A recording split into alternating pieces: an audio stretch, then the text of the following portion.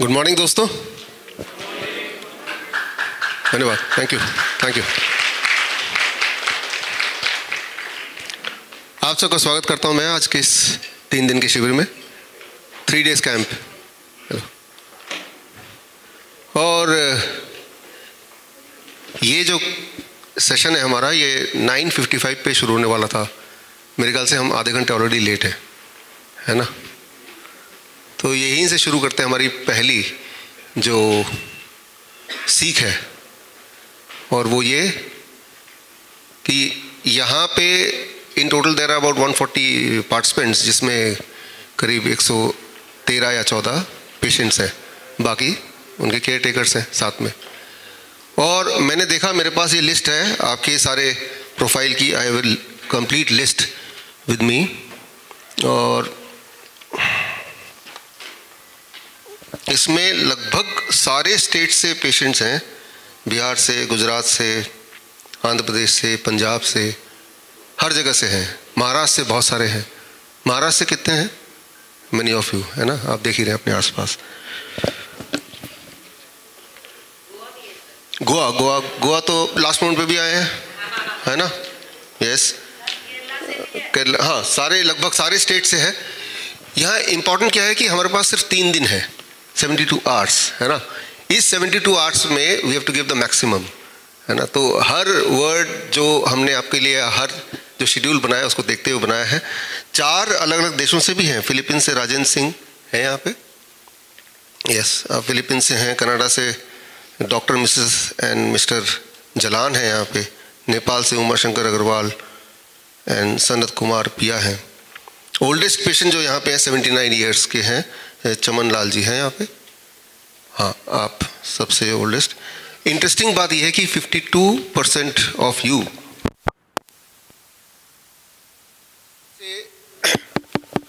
52% ऐसे पेशेंट हैं जो डायबिटीज़ की दवा भी लेते हैं, आधे से ज़्यादा। और 1/3 ऐसे हैं जो ब्लड प्रेशर की दवाई लेते हैं। और ऐसी कोई बीमारी नहीं देखी मैंने जो आपके किसी न किसी के प्रोफाइल में ना हो। कैंसर के करीब 7 लोग हैं यहाँ पे, to be very precise 7 people. Cardiac 14 हैं, किडनी फेलियर के 6 हैं। लगभग हर तरह, सिजोफ्रेनिया, पार्किंसन, डिप्रेशन, स्लीपलेसनेस, हर तरह के एलिमेंट के पेशेंट्स यहाँ पे हैं।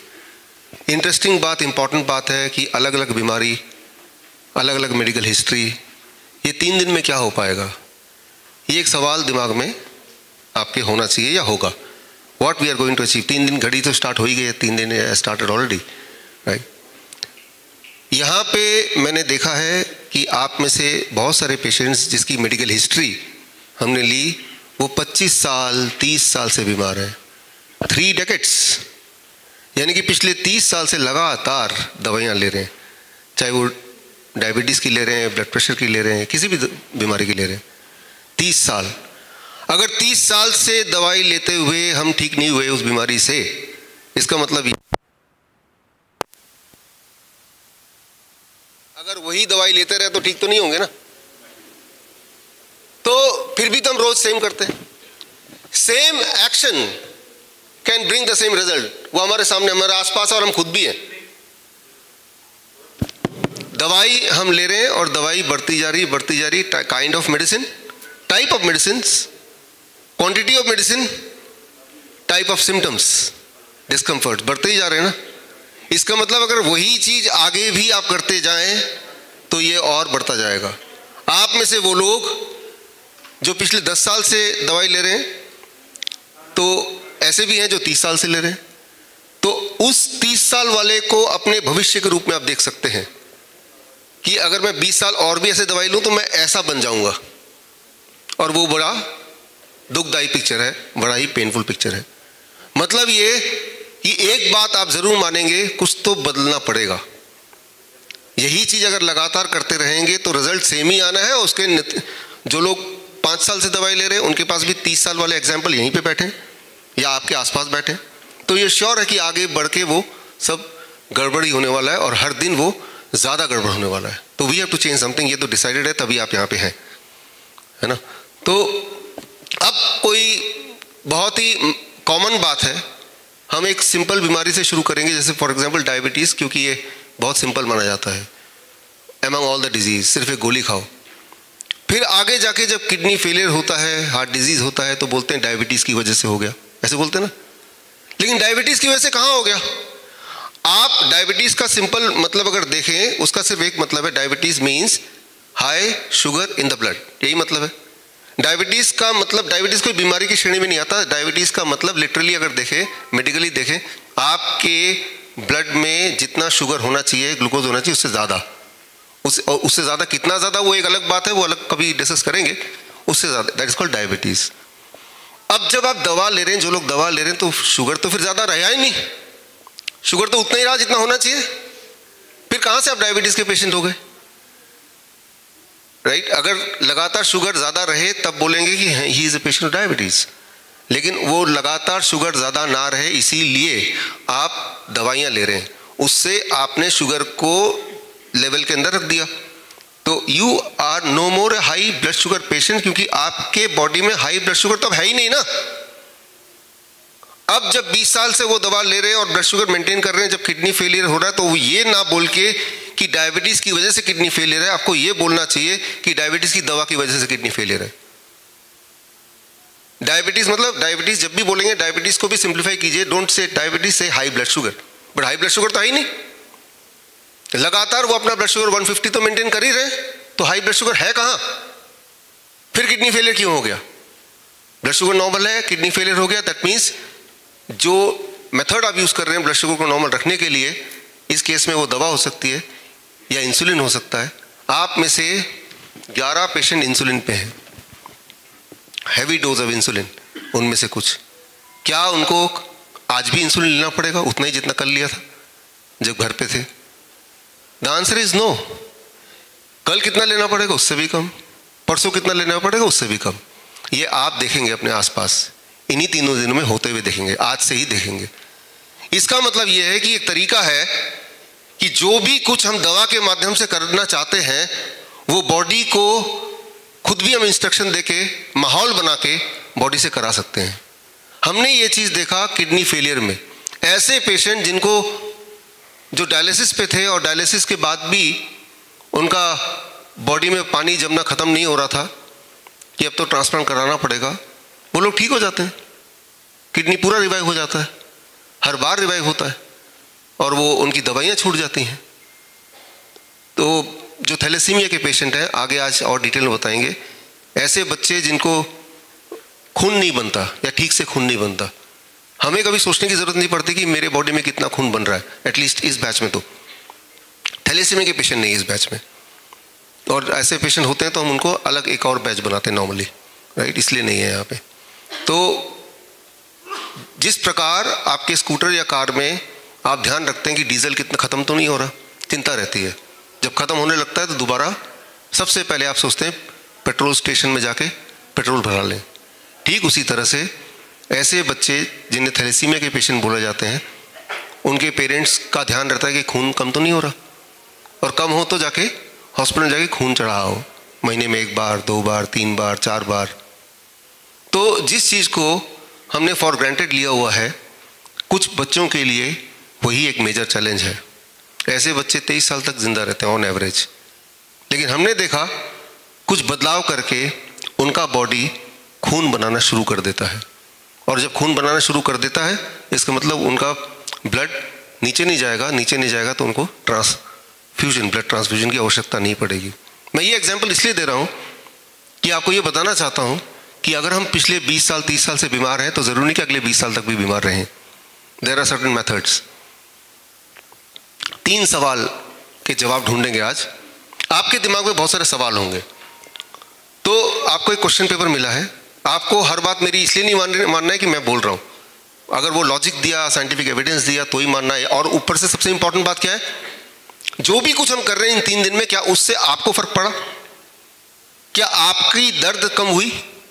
क्या आपका ब्लड शुगर कम हुआ? क्या आपका ब्लड प्रेशर कम हुआ? क्या आपकी एनर्जी लेवल बढ़ी? क्या आपकी नींद अच्छी हुई? तो थ्योरेटिकली तो सारा कुछ ठीक है, लेकिन प्रैक्टिकली क्या आप में वो फायदा अगले 3 दिन में देखा जा रहा है? या हर दिन थोड़ा थोड़ा देखा जा रहा है? ये सबसे महत्वपूर्ण बात है। अगर आपको वो फायदा दिख गया या आपको महसूस हुआ, दिस मीन्स कि ये तो काम कर रहा है। और अगर वो आपको महसूस नहीं हुआ, इसका मतलब काम नहीं कर रहा। तो बेस्ट तो यही है ना? तो इसी लिए ये 3 दिन है। ये 3 दिन में जो भी कुछ करेंगे वो आगे भी आपको करना है। और हम ऐसा कोई मेजर चीज नहीं करेंगे जो कि हम घर पे कर ही ना पाए, या उसको करने के लिए हमें किसी जंगल में जाना पड़े या अपने सब कुछ त्याग देना पड़े। आई अंडरस्टैंड कि आपकी एक लाइफस्टाइल है, उस लाइफस्टाइल को बिना बिगाड़े छोटे छोटे बदलाव करके बड़े बड़े रिजल्ट कैसे ला सकते हैं, दैट्स व्हाट हम यहाँ पे कर रहे हैं। आपने कल से शुरू कर दिया है ऑलरेडी। 3 सवाल हैं। पहला सवाल, हम बीमार क्यों हैं? बेसिक। कोई 20 साल से, कोई 25 साल से, कोई 10 साल से बीमार है। दुनिया की सबसे ज़्यादा दुखदाई बात है यह है, बीमार रहते हुए जिंदा रहने की कोशिश में लगे रहना। दिमाग में आता ही नहीं कि हम ठीक भी हो सकते हैं, इतना समय हो गया बीमारी होते हुए, राइट? तो मेरी जो शुरुआत हुई थी in this field, till the time I think 32 years of my age, irritable bowel syndrome. आप में से बहुत सारे लोग हैं इस वाले बैच में इरिटेबल बाउल सिंड्रोम के पेशेंट्स। और मुझे ऐसा लगता था कि इसी के साथ तो जिंदा रहना है, यही मेरी तासीर है, I have to live with irritable bowel syndrome.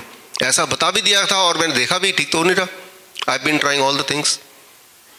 फिर I started doing research on myself, और 1-2 छोटे छोटे बदलाव किए मैंने। उनमें एक बदलाव जो मैं अभी आपको बता देता हूँ वो ये कि जैसे ही मैंने एनिमल प्रोटीन छोड़ दिया। एनिमल प्रोटीन क्या है? जो भी चीज़ जानवरों से आती है। अच्छा, डेयरी प्रोडक्ट एनिमल प्रोटीन है कि प्लांट प्रोटीन है? हाँ, समझ गए आप। जैसे ही छोड़ा, उस दिन से लेके अबाउट 15 डेज मोर लगा लीजिए, तब से लेके आज, इस साल मैं 50 साल का हो जाऊंगा, दोबारा कभी नहीं हुआ। तो सवाल ये आता है कि अगर वही वाली छोटी सी बात किसी ने मुझे बच्चों ने बता दी होती, राइट, तो यानी कि मेरा वो जो 32 साल खराब हुए वो खराब नहीं होता, अच्छा रहता, हेल्थ अच्छी रहती है ना। बात तो छोटी सी है। तो अब इसका मतलब ये है कि आप में से जो लोग इरिटेबल बाउल सिंड्रोम के पेशेंट हैं, उनको क्लू मिल गया क्या करना है आपको। पहला क्लू तो ये मिल ही गया, राइट। हाँ, ये नहीं करेंगे तो सोल्यूशन नहीं है ना, करना तो पड़ेगा इसको। तो in my life it is 0 animal protein, मतलब जो भी चीज़ जानवरों से आती है वो मैं लेता नहीं। कभी रेयरली कभी ले लिया तो उससे फर्क नहीं पड़ेगा कभी, but it should not be part of a routine. मेरी वाइफ परसों आएगी, वो मेरठ की है यहाँ पे।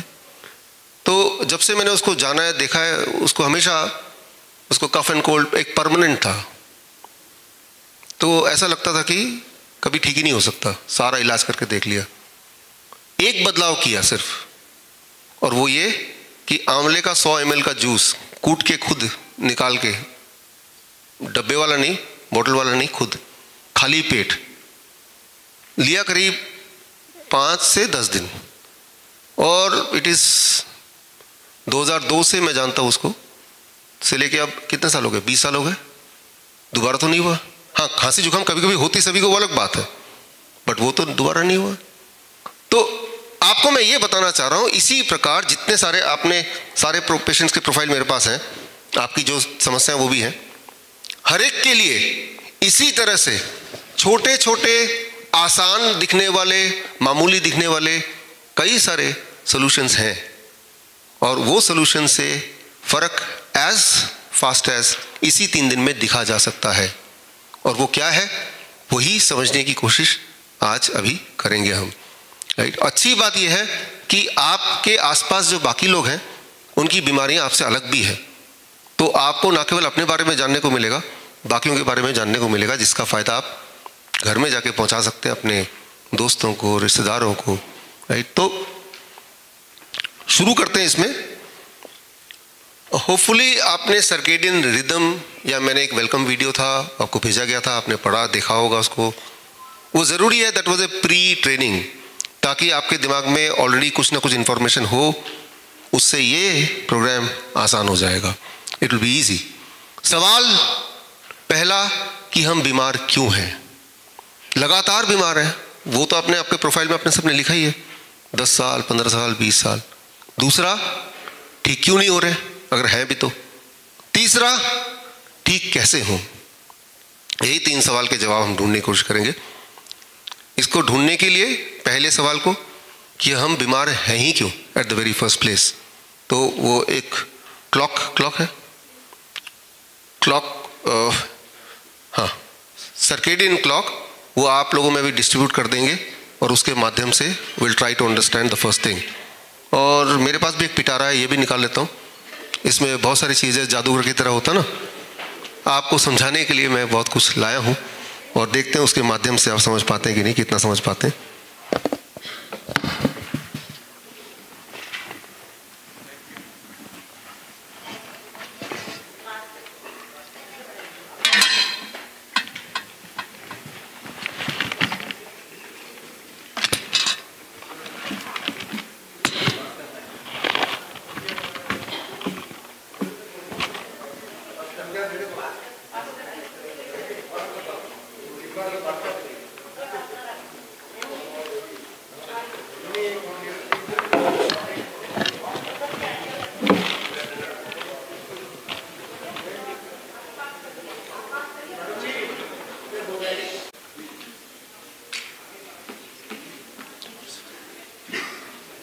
आई होप सबको मिल गया है। आपके सबके पास यहाँ फर्स्ट बैच में यहाँ नहीं मिला।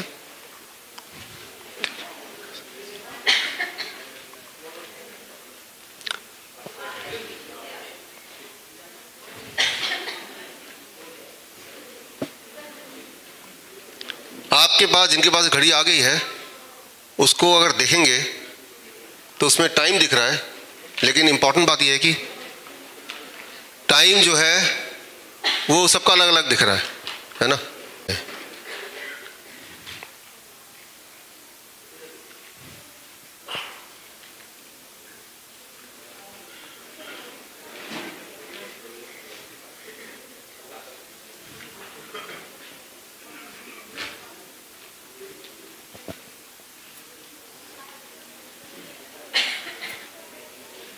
कोई 3-4 बीमारी एक साथ है तो इनका इलाज भी अलग अलग होना चाहिए। एक साथ कैसे ठीक होंगे कि नहीं होंगे, तो इसका भी जवाब आपको साथ साथ मिलने वाला है।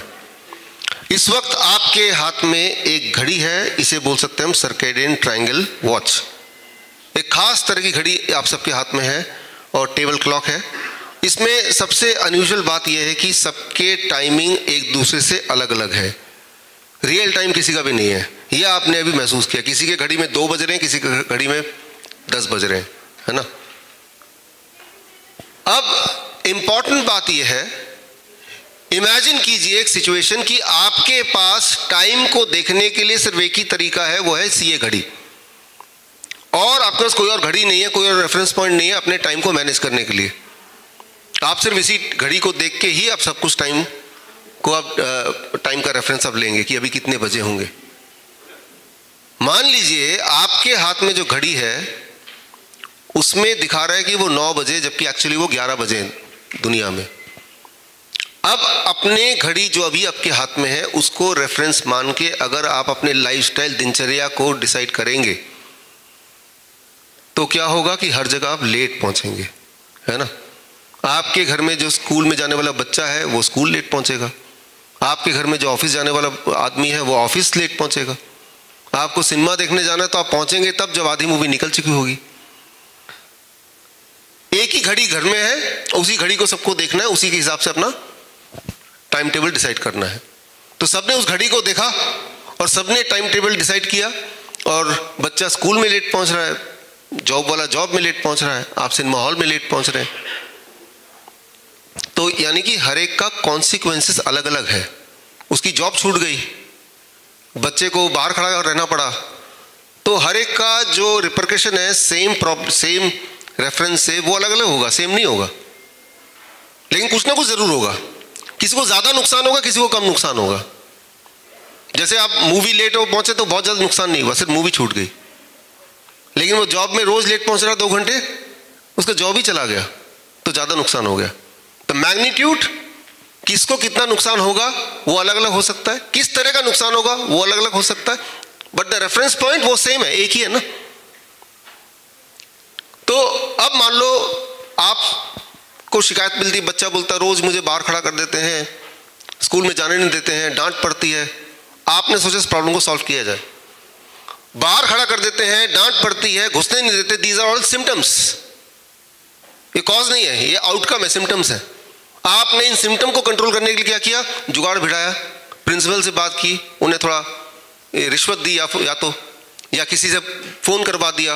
अल्टीमेट डिसाइड हुआ कि आप बच्चा कभी भी आए हम उसको इन कर लेंगे और उसको हम डांटेंगे भी नहीं, चलता रहेगा। आपने को लगा कि मैंने प्रॉब्लम सॉल्व कर दी, और टाइम टू टाइम डिसाइड किया कि आपने थोड़े थोड़े दिन बाद प्रिंसिपल को कुछ ना कुछ गिफ्ट भिजवा दिया करेंगे। समझ रहे हैं आप इशारा? लेकिन तभी एक और आपकी जो प्रॉब्लम है, वो सिनेमा में हमेशा लेट पहुंचते हैं, तो उसको भी कुछ जुगाड़ के जितना सिनेमा देखा उसके बाद वाला हम ऑनलाइन देख लेंगे, पायरेटेड देख लेंगे। चलो लगभग सोल्यूशन हो गया, पूरी कहानी तो पता चल गई हमें। तो आप इंडिविजुअल इंसान के प्रॉब्लम को देख के आप कुछ जुगाड़ करके ऐसा लगेगा कि आप सॉल्व कर रहे हैं उसको, ऐसा प्रतीत होगा, लेकिन वो टेम्पररी अगर सॉल्व हो भी रहा है तो प्रॉब्लम अलग अलग है, उसको सॉल्व करने की अप्रोच अलग अलग है, और वो सॉल्व करता हुआ दिख भी रहा है थोड़ा बहुत। हालांकि आप श्योर नहीं बोल सकते कि हमेशा के लिए सॉल्व हो गया।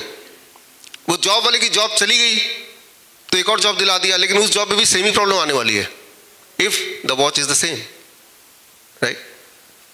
अब ऑब्वियस अगर मैं बोलूं कि सोल्यूशन क्या है, तो आप एक लाइन में बोल देंगे घड़ी का टाइम को ठीक कर दो, यही तो बोलेंगे ना। जैसे इस घड़ी का रेफरेंस टाइम ठीक कर देंगे तो सारे लोगों का एक ही साथ प्रॉब्लम सॉल्व हो जाएगा ना, उसी दिन से, राइट। अलग अलग दिन से तो नहीं, उसी वक्त से सॉल्व हो जाएगा। जिसकी जितनी ज्यादा बड़ी प्रॉब्लम वो उतनी जल्दी सॉल्व हो जाएगी। वो अगले दिन से वो ऑफिस ठीक टाइम पे जाने लगेगा, सिनेमा हॉल में टाइम पे जाने लगेंगे, व्हाटएवर।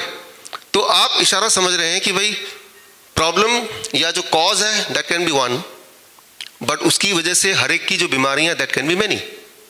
और बीमारी के सिम्टम को देख के, डायग्नोस्टिक को देख के, तब उसको सॉल्व करने से अगर सॉल्व हो जाता तो लगातार 10 साल से आपको जूझना नहीं पड़ता, 20 साल 30 साल से उस बीमारी से या उस दवाइयों से जूझना नहीं पड़ता ना फिर, क्योंकि वो तो सॉल्व हो गया, राइट। तो जिस तरह से आपके घर में एक घड़ी है, सबके घर में है, उस घड़ी को रेफरेंस पॉइंट बना के और बाई चांस वो घड़ी ठीक टाइम दिखाती है, आपका लाइफस्टाइल ठीक चलता है।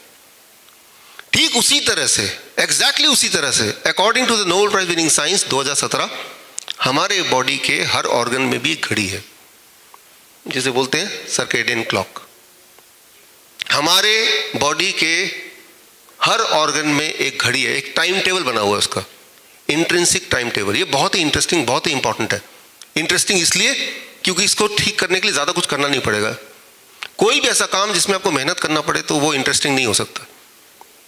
जो मेहनत ना करना पड़े और रिजल्ट शानदार आ जाए तो वो इंटरेस्टिंग हो सकता है। तो अब जो आप देखने जा रहे हैं, सुनने जा रहे हैं, it is very very interesting. आपके बॉडी के हर ऑर्गन में उसका अपना एक टाइम टेबल क्लॉक है। ये नोबेल प्राइज विनिंग साइंस है, ये कोई मेरा खोज नहीं है, जिसे बोलते हैं सर्केडियन क्लॉक। उस क्लॉक को अगर छेड़ दिया जाए तो वो जो ऑर्गन है वो बाकी ऑर्गन से अलग रास्ते में चलने लगेगा। वो जो बच्चा है वो बाकी स्कूल के बच्चों से अलग चलने लगा, बिकॉज वो तो लेट पहुंचने लगा। तो वो बच्चा कितनी भी मेहनत करे, कितना भी सोचे मैं टाइम पे पहुंचूंगा, वो कभी नहीं पहुंच पाएगा, या बहुत ज्यादा मेहनत करके वो फिर थोड़ा बहुत टाइम मैनेज कर पाएगा। हमारे बॉडी के हर ऑर्गन में देयर इज ए क्लॉक।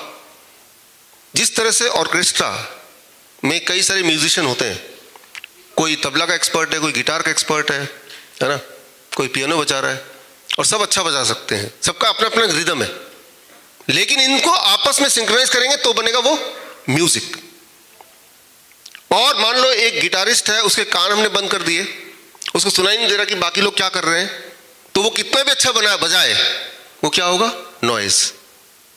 तो नॉइज में भी उसको उतनी मेहनत करनी पड़ रही है, उसका स्किल वैसे के वैसे ही है जितना कि अगर नॉइज की जगह अगर उसके आंख कान खोल दिए होते, सिंक्रोनाइज होता, तो वो म्यूजिक बन जाता। तो ना केवल हमें ये देखना है कि हमारे ऑर्गन्स ठीक से काम करें, बल्कि आपस में तालमेल होकर काम करें। इसे कहते हैं सर्केडियन क्लॉक। तो ये क्लॉक पहली बात तो बिगड़ा हुआ है। कैसे बिगड़ा हुआ है, कैसे पता चलेगा, ठीक कैसे करना है, ठीक कब तक होगा, क्या करना पड़ेगा, बहुत सारे सवाल दिमाग में आना शुरू हो सकते हैं इस वक्त। तो फटाफट उसके जवाब की तरफ हम बढ़ते हैं। Let's start moving towards the interesting answer of it. 72 hour program में 7 इज़ वेरी इंपॉर्टेंट।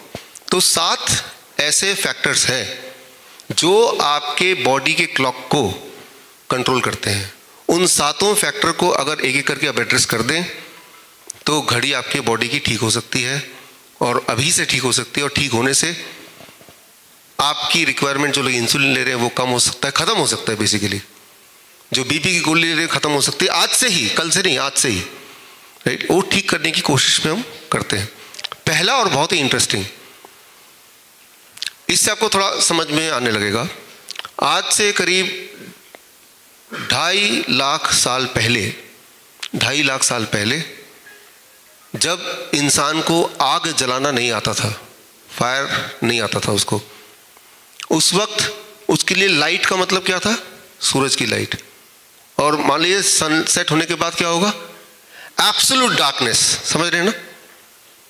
दिन होगा तो लाइट होगी, और आग जलाना आता नहीं है, जब सूरज ढल जाएगा उसके बाद डार्कनेस आ जाएगा, यही ना? तो कब लाइट होगा कब डार्क होगा वो उसके टाइम पे डिपेंड करता है, उसके कंट्रोल में नहीं है वो। तो आज का लेक्चर का ये सिंबल है, ये स्कूटर, यहाँ पे एक लाइट होता है, लाइट की जगह मैंने एक क्लॉक लगा दिया, घड़ी। तो आज से 2.5 लाख साल पहले लोगों की ज़िंदगी में लाइट अभी की तरह स्विच ऑन ऑफ तो होता नहीं था। कुदरत डिसाइड करती थी कब आपको सब कुछ दिखाई देगा और कब दिखाई नहीं देगा। फिर 2.5 लाख साल पहले आग का आविष्कार किया, डिस्कवर किया इंसान ने। तो कभी भी आग जला के लाइट क्रिएट किया जा सकता था, यानी कि इंसान को आधी रात को भी कुछ देखना हो तो लाइट जला के, आग जला के वो देख सकते थे। उसके बाद आगे चलता रहा, करीब आज से 6,500 साल पहले, सिर्फ 6,500 साल पहले मोमबत्ती का आविष्कार हुआ, यानी कि अब और आसान हो गया कि रात में भी वो दिन की तरह देख सकें। आज से 5,000 साल पहले तेल से आग लगाना वो भी पता चल गया। तो आज से 5,000 साल पहले से और आसान हो गया, लैंप वगैरह से पूरे रात को भी लाइट कर सकते हैं, इंसान देखने लगा। करीब 250 साल पहले, 250 साल अभी, गैस लाइट्स आने लगे, स्ट्रीट लैंप गैस के बनने लगे, तो यानी कि रास्ते में भी कहीं जाएंगे तो भी लाइट आने लगी। आज से 130 साल, मानव इतिहास के सिर्फ 130 साल पहले ये जो लाइट आप देख रहे हैं ये आया, इसका आविष्कार हुआ, है ना? यानी कि 130 साल पहले से ही हम रात को भी ठीक से जब चाहे उजाला कर सकते हैं। हमारी बॉडी ऐसे बनी है कि रात को हमें कुछ नहीं दिखना चाहिए और दिन को हमें सब कुछ दिखना चाहिए, मैक्सिमम उजाला होना चाहिए। इस तरह से हमारी बॉडी बनी है, हमारे बॉडी के बायोलॉजिकल क्लॉक इस तरह से बने हैं। और उसको जब छेड़ देंगे कि रात को हम देख पा रहे हैं तो हमारा जो बॉडी के ऑर्गन है दे गेट कन्फ्यूज्ड। मैं एक छोटा सा उदाहरण देके आपको समझाने की कोशिश करता हूँ। ये आप एक्सपेरिमेंट कर सकते हैं, इन 3 दिन में भी कर सकते हैं। आपकी किडनी, उसको पता है कब काम करना है कब नहीं काम करना है। नॉर्मली पूरे दिन में जब आप जगे रहते हैं तो यूरिन आउटपुट लगभग होना चाहिए 3/4, और रात को जब सोते हैं उस वक्त एट द मोस्ट 1/4। 1 लीटर अगर यूरिन, पेशाब आपका निकलता है 24 घंटे में, तो करीब 700 ml दिन भर में, और सोने से वक्त जब सो रहे होते तो आधी रात को उठना पड़ता है कभी कभी, तो that is not more than 250 और 300 ml। तो ये तो है किडनी का बायोलॉजिकल क्लॉक, किडनी का ये रिदम है, ये ठीक रिदम है। लेकिन जब आप लाइट डार्क साइकिल को बदल देते हैं, दिन में हम अंधेरे में रहते हैं, जैसे ये भी बहुत उजाला नहीं है, कितना उजाला अगर मुझे देखना हो इस वक्त, तो इसको देखने के लिए भी एक यूनिट है, दैट्स कॉल्ड लक्स यूनिट, ठीक है ना? ये लाइट कितनी अगर मुझे देखना है तो अभी जो लाइट आ रही है, अगर आप देख पा रहे दूर से, 106 लक्स। ये ऐप है, ये ऐप लक्स मीटर के नाम से है, आप डाउनलोड कर सकते हैं, फ्री डाउनलोड है। इस वक्त जो लाइट आपको दिख रहा है, जो कि बड़ा ब्राइट है यहाँ पे, तो भी कितना लाइट है? करीब 100 लक्स ऑफ लाइट। इस वक्त बाहर निकल के जाएंगे आप कितना लाइट होगा? 1,00,000 लक्स। समझ रहे हैं? अभी कितना है? 100। बाहर निकलते कितना हो जाएगा? 1,00,000। तो हम इंसान डार्क में रहते हैं अभी, राइट, जबकि अभी ब्राइटनेस चाहिए। रात को, शाम को जब दिन ढल जाता है तब हम क्या करते हैं? आदत से मजबूर फेसबुक व्हाट्सएप देखते ना, ब्राइट स्क्रीन, राइट। अब ये ब्राइट स्क्रीन है, इसके अगर पास ले जाता हूं मैं, आप नहीं देख पाएंगे लेकिन मैं देख पा रहा हूं, अभी हो गए करीब 1300 लक्स। ये ऐप डाउनलोड करके आप भी आके बाद में देख सकते हैं, ये बढ़ता जा रहा है अब। तो मैं ऐसे देखूंगा या इसके पास आऊंगा, अभी 1000 लक्स तक पहुंच गया हूं मैं। यहां पे जाऊंगा तो ये कम होता जाएगा जितना लाइट सोर्स से मैं दूर जाऊंगा। तो इस बात को आपको समझना पड़ेगा। आप अभी एक डार्क साइकिल में है इस वक्त, इसे डार्क ही बोलेंगे, 100 लक्स तो कम ही होता है। लेकिन रात को, शाम को जब आप आराम से बैठते हैं तो ऐसे मोबाइल लेके ऐसे करके इतने दूर से देखते हैं, तब करीब 1500 लक्स या कभी कभी 5000 लक्स इतना लाइट आप एक्सपोज होते हैं। तो आपने अपने लाइट डार्क साइकिल को उल्टा कर दिया, समझ रहे? दिन में कम लाइट लेना और रात को जबकि जीरो लाइट होना चाहिए ज़्यादा लाइट लेना। इससे आपकी जो किडनी फंक्शनिंग वो भी उल्टा हो जाएगी। यानी कि रात को जब सो रहे होंगे तो ज़्यादा यूरिन आउटपुट और पूरे दिन भर में कम यूरिन आउटपुट। जब ऐसे होने लगे समझ लीजिए आप किडनी फेलियर की तरफ बढ़ रहे हैं। इसके लिए तो कोई ब्लड टेस्ट की भी ज़रूरत नहीं है, किसी भी टेस्ट की ज़रूरत नहीं है, सिर्फ ये आपको मेजर करना है। तो इसको कैसे ठीक करें? आपने देखा होगा कि अचानक इन दिनों लोग चलते फिरते उठते बैठते अचानक दे डाई सडनली, देख रहे हैं आप? खड़े खड़े लोग मर जाते हैं, देख रहे हैं ना? तो लगता है कि कैसे पता चले कि कहीं ऐसा ना कि हम भी ऐसे ही मर जाएं बिना किसी बीमारी के। तो एक clue, it is again the circadian clock of the kidney and heart. आपने हाई ब्लड प्रेशर तो सुना है जाना है। एक सिंपल बात याद रखिए, आपका हार्ट और किडनी इस प्रकार काम करता है, दिन में 10 बजे, ये वीडियो आपको दे देंगे ताकि आप इसको दोबारा देखें। दिन में 10 बजे 10 AM यानी कि इस टाइम पे जब अभी है, हम सबका ब्लड प्रेशर हाईएस्ट लेवल पे होता है, से 140/90। रात को 10 बजे 12 घंटे बाद लोएस्ट लेवल पे होता है, से अबाउट 120/80 या 110/70। ये डिफरेंस अगर कम होता जाए आपकी हार्ट डिजीज बढ़ती जाएगी। डिफरेंस, मैं हार्ट ब्लड प्रेशर के ज़्यादा कम की बात नहीं कर रहा हूँ, ब्लड प्रेशर के डिफरेंस के ज़्यादा कम की बात कर रहा हूँ, समझ रहे हैं? कुछ लोगों में 10 बजे ब्लड प्रेशर कम रहता है, रात को 10 बजे ब्लड प्रेशर पीक पे रहता है। समझ लीजिए इनके हार्ट अटैक आने के चांसेस बढ़ गए हैं। इसे बोलते हैं circadian rhythm of the heart. मैंने आपको circadian rhythm of the kidney बताया और ये भी बता दिया कैसे पता चलेगा वो ठीक चल रहा है कि नहीं, यूरिन के उससे मेजरमेंट से। अब मैं बता रहा हूँ circadian rhythm of the heart और कैसे पता चलेगा ठीक चल रहा है कि नहीं। सिंपल आप टेस्ट कर सकते हैं, सुबह 10 बज गए, let me check my blood pressure, say 140/90। रात को 10 बज गए, let me check my blood pressure. अब वो वाला रात वाला ब्लड प्रेशर ये सुबह वाले ब्लड प्रेशर से कम आना चाहिए और आइडली अबाउट 20 यूनिट कम आना चाहिए।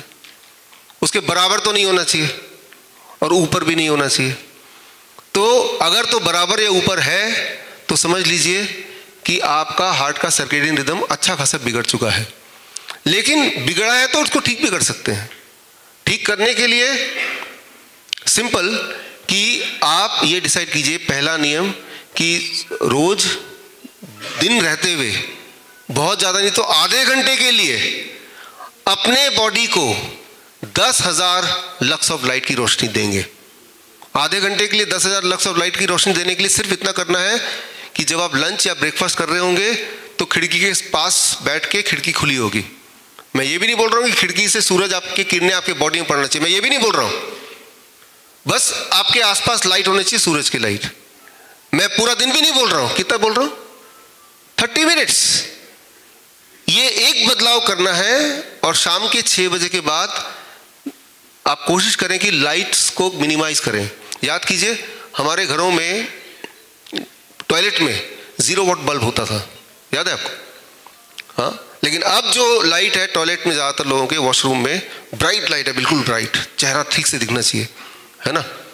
अब आधी रात को जब आप टॉयलेट जाते हैं और आप जैसे ही स्विच ऑन करते हैं अपने टॉयलेट की लाइट को, वो एकदम ब्राइट जैसे सनलाइट, तो हमारा बॉडी सोचता है कि दिन हो गया है। अब दिन हो गया तो दिन वाला जो बॉडी के जो क्लॉक है वो ऑन हो गया, जबकि वो दिन तो है नहीं। फिर आप जब सोने जाएंगे तो आप बोले मुझे नींद क्यों नहीं आ रही, नंबर 1। नंबर 2, आपका किडनी की आदत है दिन में ज़्यादा यूरिन पास करना, लेकिन दिन तो हो गया, तो किडनी दोबारा यूरिन पास करेगा, तो दोबारा आप जाएंगे और दोबारा वही लाइट ऑन करेंगे। तो क्या आप समझ पा रहे हैं कि आपने छोटी सी एडजस्टमेंट की कि मैं अपने रात में अगर मैं उठूंगा, जो कि उठते ही सकते हैं, तो मैं सिर्फ इतना करूंगा कि जो वही वाले लाइट ऑन करूंगा, क्योंकि वैसे तो दिखेगा नहीं, जो मिनिमाइज लाइट दिखने के लिए सफिशिएंट हो। छोटा सा बदलाव है, लेकिन ये बदलाव करने से 2 बातें होंगी, एक तो नींद अच्छी होने लगेगी, दूसरा बार बार यूरिन का जो प्रॉब्लम है जाना। ऐसा नहीं कि बॉडी में यूरिन बढ़ गया तो आपकी नींद टूट गई।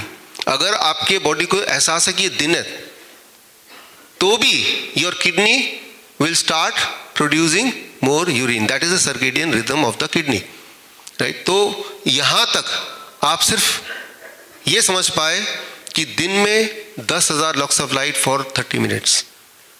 तो क्या अगर 20 ले, 30 ले, 3 लाख ले तो और अच्छा है। जो लोग आप में से डिप्रेशन के पेशेंट हैं, जो लोग डिप्रेशन की दवाई ले रहे हैं, एक बात याद रखिए, आधे घंटे धूप में अगर आप खड़े होते हैं, धूप में भी छोड़िए, ब्राइट लाइट लेते हैं। ब्राइट लाइट क्या है?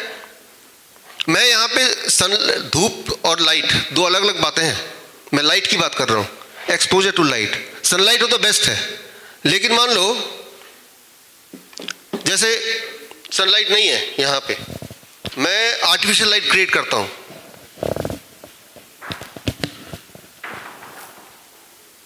ये आर्टिफिशियल लाइट क्रिएट कर दी मैंने। ऐसे देश हैं जहाँ सनलाइट होती ही नहीं है, बहुत कम होती है। वो लोग क्या करते हैं, इस तरह से आर्टिफिशियल लाइट क्रिएट कर देते हैं, बड़े लाइट अपने आसपास रखते हैं। अब मैं इसको यहाँ पे रखा और अब मैं अगर मैं अपना मेजर करता हूँ how much lux of light, so when I now it is about 5000 lux of light, ठीक है ना।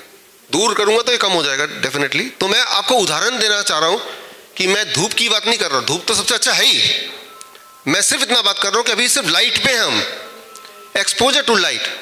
आपके आसपास कोई ऐसा पेशेंट हो जो डिप्रेशन का मरीज हो, घर में कोई ऐसा हो, अगर कुछ भी करके आप ये इंश्योर करें कि सुबह उनको लाइट में ले जाएं, घर में लाइट बढ़ा दें, उनका लंच का टेबल, ब्रेकफास्ट का टेबल लाइट सोर्स के पास हो, तो that is equivalent to taking a depression medicine, right. Depression की मेडिसिन में जितना जो मेलेटोनिन बनता है वो बॉडी बनाने लग जाएगी सिर्फ लाइट सोर्स को बढ़ा देने से।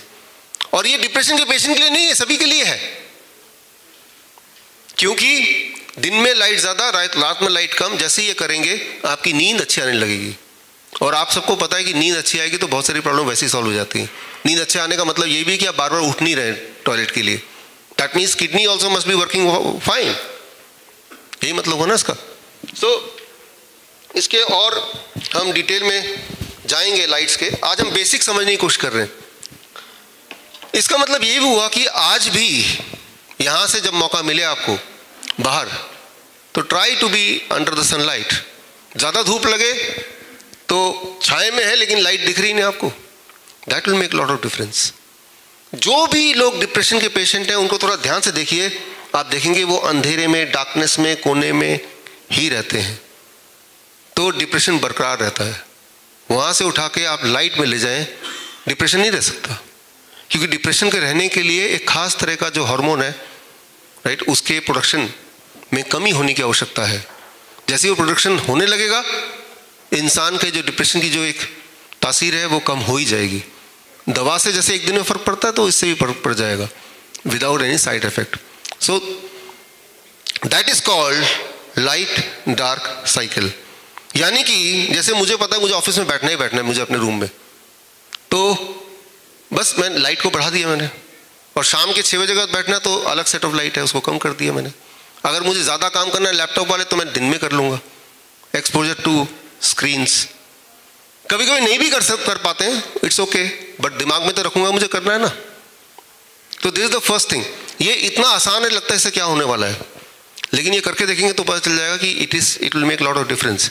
हमारे बॉडी के जितने सारे ऑर्गन हैं उनको जो क्यू मिलता है, क्लू मिलता है, जिस तरह से मैं आपको एक एग्जांपल देके बताता हूँ। आप किसी भी देश में जब उतरते हैं, जैसे आप मोबाइल को ऑन करते हैं तो मोबाइल इंटरनेट में जाते ही क्या करता है, वहाँ के देश का टाइम ले लेता है ना, कैच कर लेता है उसी वक्त। अब आप वो वाले टाइम फ्रेम में, टाइम जोन में आ गए। ठीक उसी तरह से जब आपकी आंखें लाइट से एक्सपोज होती है तो बॉडी के जो अंदर के ऑर्गन है वहां से क्यों लेते हैं कि ये दिन है कि रात है। और बॉडी में सेटिंग है कि जैसे दिन में कॉर्टिसोल नाम का एक हार्मोन को ज्यादा प्रोड्यूस करना है और रात में मेलेटोनिन नाम का हार्मोन को ज्यादा प्रोड्यूस करना है। तो लेकिन वो कब दिन है कब रात है कौन बताएगा बॉडी को, वो ये लाइट बताएगी। और लाइट का एक्सपोजर का रिस्पॉन्सिबिलिटी किसकी है, वो हमारी है। तो आप यहाँ पे देखें कि इंसान जैसे जैसे मॉडर्न होता जा रहा है वैसे वैसे वो बीमार भी पड़ता जा रहा है। बिकॉज नेचर का जो रिदम है उस रिदम में हम अपना टांग अड़ा रहे हैं एक तरह से, राइट। तो कोशिश ये होनी चाहिए, सनसेट हो गया, now you should be in minimum light. At least कोशिश कर सकते हैं जब तक हम पूरी तरह ठीक ना हो जाए। जिसको बॉडी में बहुत ज़्यादा पेन है, जिसको नींद नहीं आती, जो डिप्रेशन में है, स्लीपलेसनेस की प्रॉब्लम, इंसोम्निया है, उन लोगों को तो करना ही चाहिए। But this is just the first thing. अब मैंने आपको बताया स्लीप का कार्ड डिस्ट्रीब्यूट करना है। नींद का एक बहुत, यू कैन डिस्ट्रीब्यूट, ये कार्ड आपके बड़े काम आएगा। और याद कीजिए या सोचिए जरा, जब लाइट नहीं हुआ करता था, फायर नहीं हुआ करता था, इंसान तब रात को कुछ दिख नहीं रहा तो इंसान के पास बचेगा क्या, वो सो जाएगा, रिटायर करेगा, दिन में फिर अपने आप उठ जाएगा।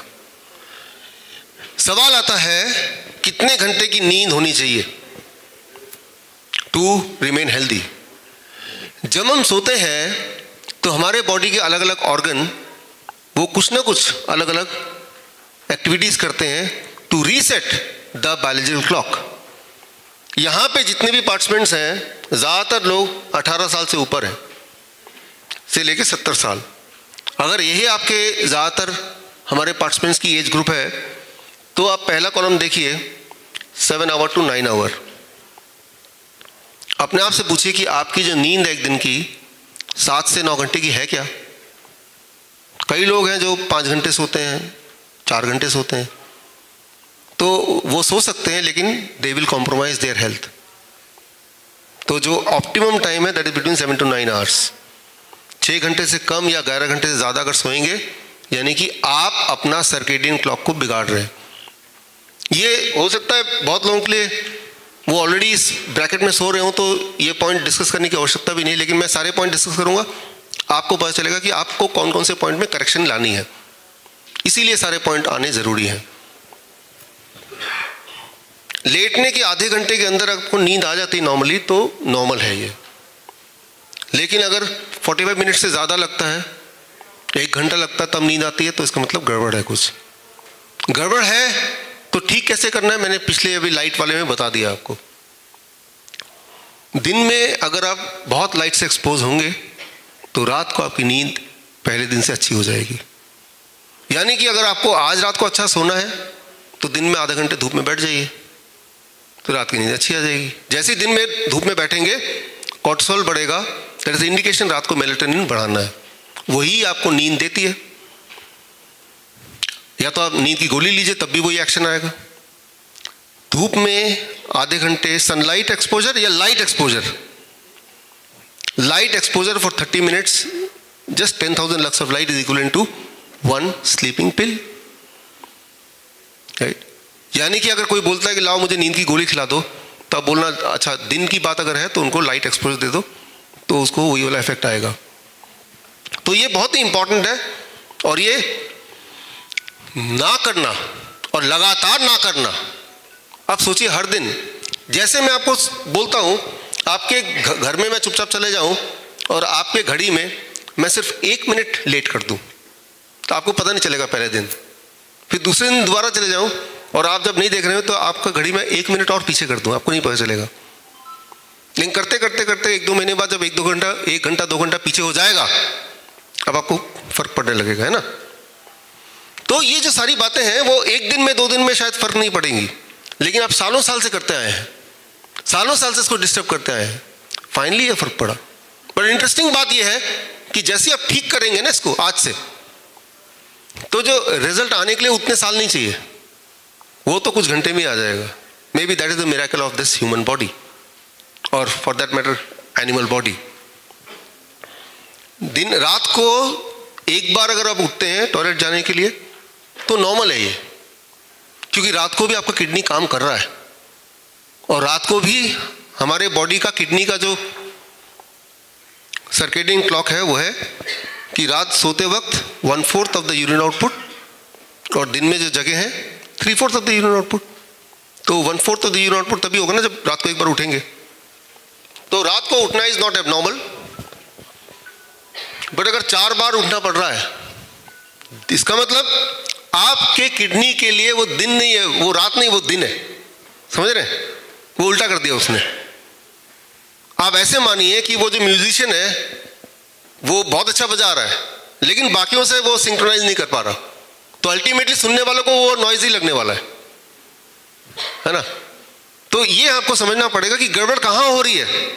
आप अगर बोलते हैं कि भाई मेरा किडनी काम नहीं कर रहा है, तो मैं बोलूँगा कि भाई आप शाम को 6 बजे बाद कुछ भी मत खाइए। यहाँ भी यही करने वाले हैं हम, that we call as time as medicine. आप देख भी रहे हैं स्कूटर के लाइट की जगह हमने टाइम लगा दिया है। इस पे हम आएंगे। तो ये कार्ड को आपको रेफर करना है और कार्ड के हिसाब से थोड़ा थोड़ा एडजस्ट करना है।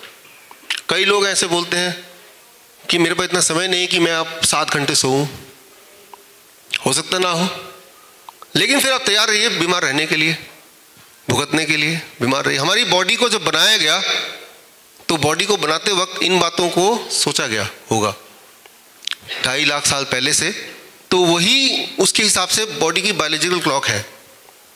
उस क्लॉक में छेड़छाड़ करेंगे, जो कि कर ही रहे हैं, तो धीरे धीरे धीरे गड़बड़ होगी। सबसे इंपॉर्टेंट बात यहाँ पे, जो लोग, आधे लोग तो आप में से डायबिटीज की गोली ले रहे हैं, आपको अगर एक रूल पता चल जाए, सुबह 8 बजे हमारा बॉडी सबसे ज़्यादा इंसुलिन बनाता है, रात को 8 बजे हमारा पेनक्रियास सो जाता है। तो जब वो सो गया तब अगर कुछ खाएंगे तो बॉडी एब्जॉर्ब नहीं करेगा या कम एब्जॉर्ब करेगा, और फिर हम बोलेंगे हम डायबिटीज़ के पेशेंट हैं, फिर अगले दिन का ब्लड शुगर ज़्यादा दिखेगा। तो जब हमारा पेनक्रियास जगा हुआ है तब बेशक खूब खाएं, और जब हमारा पेनक्रियास सो गया है उसके बायोलॉजिकल क्लॉक को ना छेड़ें, या फिर पेनक्रियास को जगना पड़ेगा। जैसे ही खाना आएगा, भाई उठो आप सो क्यों रहे हो, तो उसके लिए वो फिर दिन हो गया, जबकि है वो रात। तो आप अपने लाइफस्टाइल से मेरी तरह, जैसे मैंने बोला कि आपके घर में आके मैं खड़ी को छेड़ दूं, तो आप छेड़ रहे हैं और उसके बाद हम सोचते हैं हम ठीक क्यों नहीं हो रहे। पहली बात तो बात यहाँ पे है ना कि बीमार क्यों पड़ रहे हैं, बीमार क्यों पड़े हम। तो उसमें एक इंपॉर्टेंट रोल है नींद का। याद रखिए, जब हम सोते हैं तो मैंने आपको बताया एक खास तरह का हार्मोन मेलाटोनिन प्रोड्यूस होता है, जब उठते हैं तो कॉर्टिसोल ज़्यादा प्रोड्यूस होता है। इन दोनों का जब बैलेंस मेंटेन होता है, उस बैलेंस से इंसुलिन प्रोड्यूस होता है। इनके बैलेंस को बिगाड़ दो आप एक काम करके देख सकते हैं, एक आइडिया है, जो लोग डायबिटीज़ के पेशेंट नहीं उनके लिए स्पेशली, आप कुछ खाएं ना खाएं, ये मानिए कि 2 दिन तक आप सोएंगे ही नहीं, आपका ब्लड शुगर बढ़ जाएगा। तो अगर आपको लगता है खाने से ही ब्लड शुगर बढ़ता है, फिर ब्लड शुगर क्यों बढ़ रहा है? आपने क्या किया? आपने अपनी बायोलॉजिकल क्लॉक को छेड़ दिया। तो ये हमें समझना पड़ेगा थोड़ा सा। Now coming the next thing, ये दूसरी सबसे इंपॉर्टेंट बात है, बल्कि सबसे ज्यादा इंपॉर्टेंट बात है जो अभी आप देखने जा रहे हैं, what you are going to see now. अभी कल रात को जब आप सोए 0 वोल्ट बेडशीट पे सोया, राइट? यस, पूरे दुनिया में जब भी कोई भूकंप आने वाला होता है, अर्थक्वेक आता है, सुनामी आता है या कोई नेचुरल डिजास्टर आता है, आप देखते हैं कि इंसान मरते हैं, एनिमल नहीं मरते कभी। एनिमल उस हादसे के होने से कुछ समय पहले वो वहाँ से भाग जाते हैं, चले जाते हैं, कुछ महीने पहले भी चले जाते हैं। ये देखा गया है कि चींटियाँ जब हादसा होने से कुछ महीने पहले से अपना डायरेक्शन बदल के कहीं और जगह चली गई। चींटियाँ तक, इंसान को पता चलता है हादसा होने के बाद, बाकी एनिमल को पहले पता चल जाता है। वही एनिमल जो घर में रहते हैं, इंसान के कब्जे में रहते हैं, वही मरते हैं। तो बाकी एनिमल क्यों नहीं मरते? वो पहले से उनको कैसे पता चल जाता है? वो इसलिए पता चल जाता है कि बाकी एनिमल जमीन से जुड़े हुए हैं, हम लोग जमीन से जुड़े नहीं हैं। हम लोग, जमीन और हमारे बीच में एक चप्पल आ गया है, राइट? तो contact with the earth plays an important role. आप जो जीरो वोल्ट बेडशीट पे कल आप लेटे या आज भी अभी जो बैठे हैं, दिस इज योगा मैट, आप देख रहे हैं। तो अब ये योगा मैट जो देख रहे हैं, इसमें तारे लगी हुई हैं, आपके पैर, नंगे पैर हैं, इस पे लगे हुए हैं, और ये जो तार है इसका दूसरा छोर नीचे जा रहा है दरवाजे से या खिड़की से, और जाके जमीन के नीचे जाके वो 1 फीट नीचे तक वो चला गया है। फॉर एग्जाम्पल,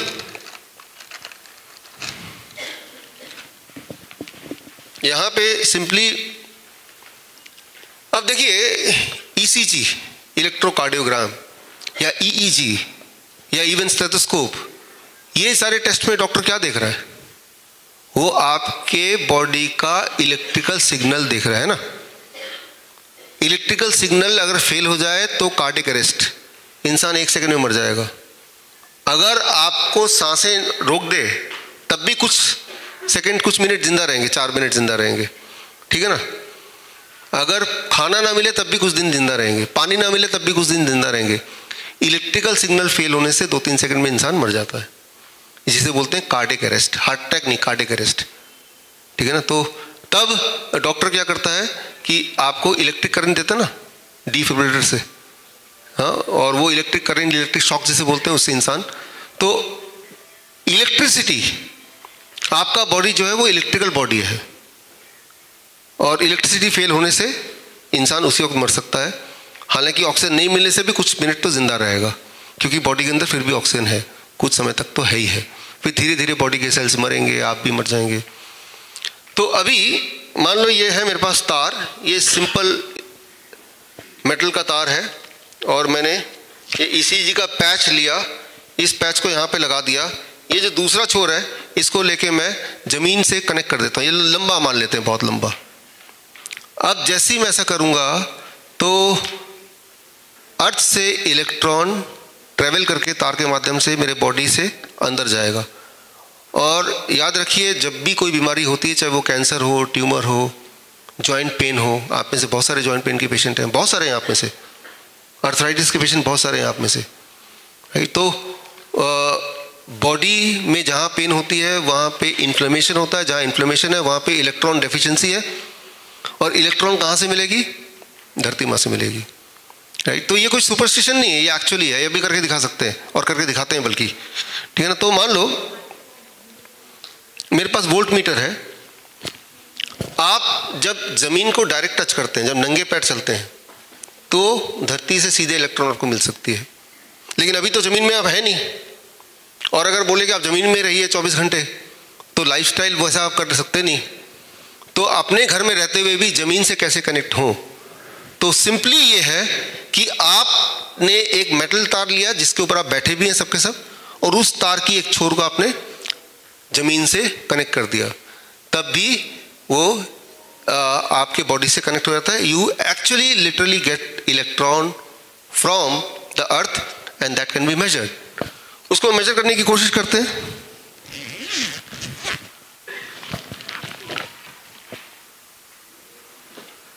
और ऐसे एक और भी है,